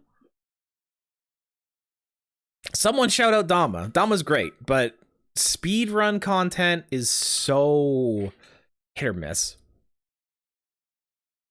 You know what? Deadman, are you still here? I don't think Deadman's still here. No, he's not. He's gone. Oh, no, he is here. Okay. Well, I'll just combine your streams. I'll send everyone to Durg. I'll send everyone to the Durg. Because why not? He rated me before. I'll just send it back. Because no one else is kind of doing anything that's chill. He's playing some Tears of the Kingdom. Tears of the Kingdom's pretty chill. He's a cool guy. So, distracted Deadman. That's okay, Baggy. It's allowed. You had like 12 conversations. That's great. Telda of the Kelda. I love that. That's pretty good. I hope everyone has a good night. We're gonna raid the Durg. He's the roommate. He's a cool guy. Appreciate him. I am gonna get some food going and go to bed soon after I put all these vinyls away. That's what my plan is. What's the stream? Oh, that's fine. It's fine. Oh, is he? All right, let's cancel that for a second. I got some socials. I got some social stuff. I got Twitter. I got Discord. Those are neat. Those are fun. Those are cool. I like those. Raid his room too. No. That is a line that we are not going to step over. Just to be clear, that'd be very funny. But no, we're not doing that.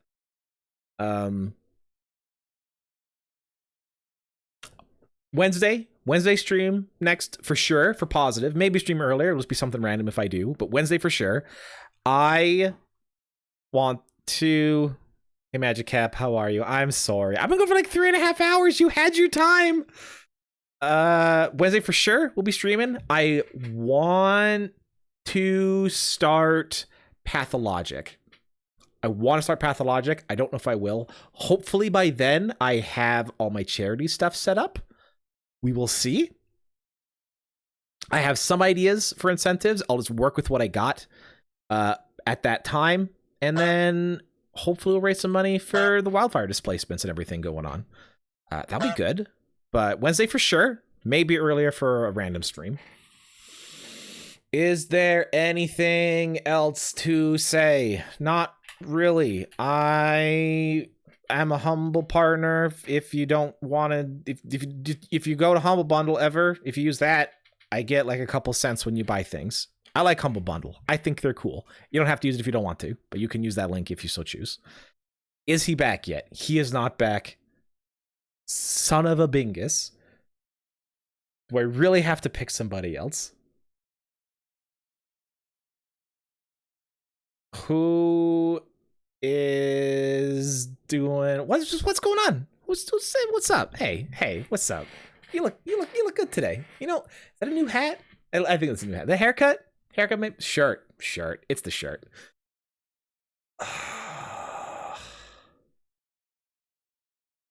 I don't follow any good categories either. I guys go, there's always someone in this category. I don't have any of that stuff. I'm so niche. I can't even go into that. And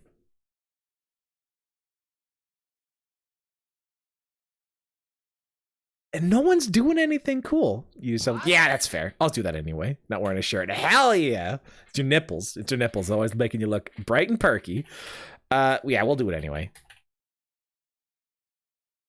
If he's not there, he will be, and when he will be, and if you're not there, that'll make me sad. It cannot be categorized. That's right.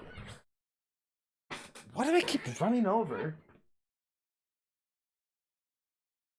There's like something that's constantly like running over on my chair, but it is what it is. Anyway, hope everyone has a good night. This was fun. I had a good time. I'll try to upload this to YouTube if you care.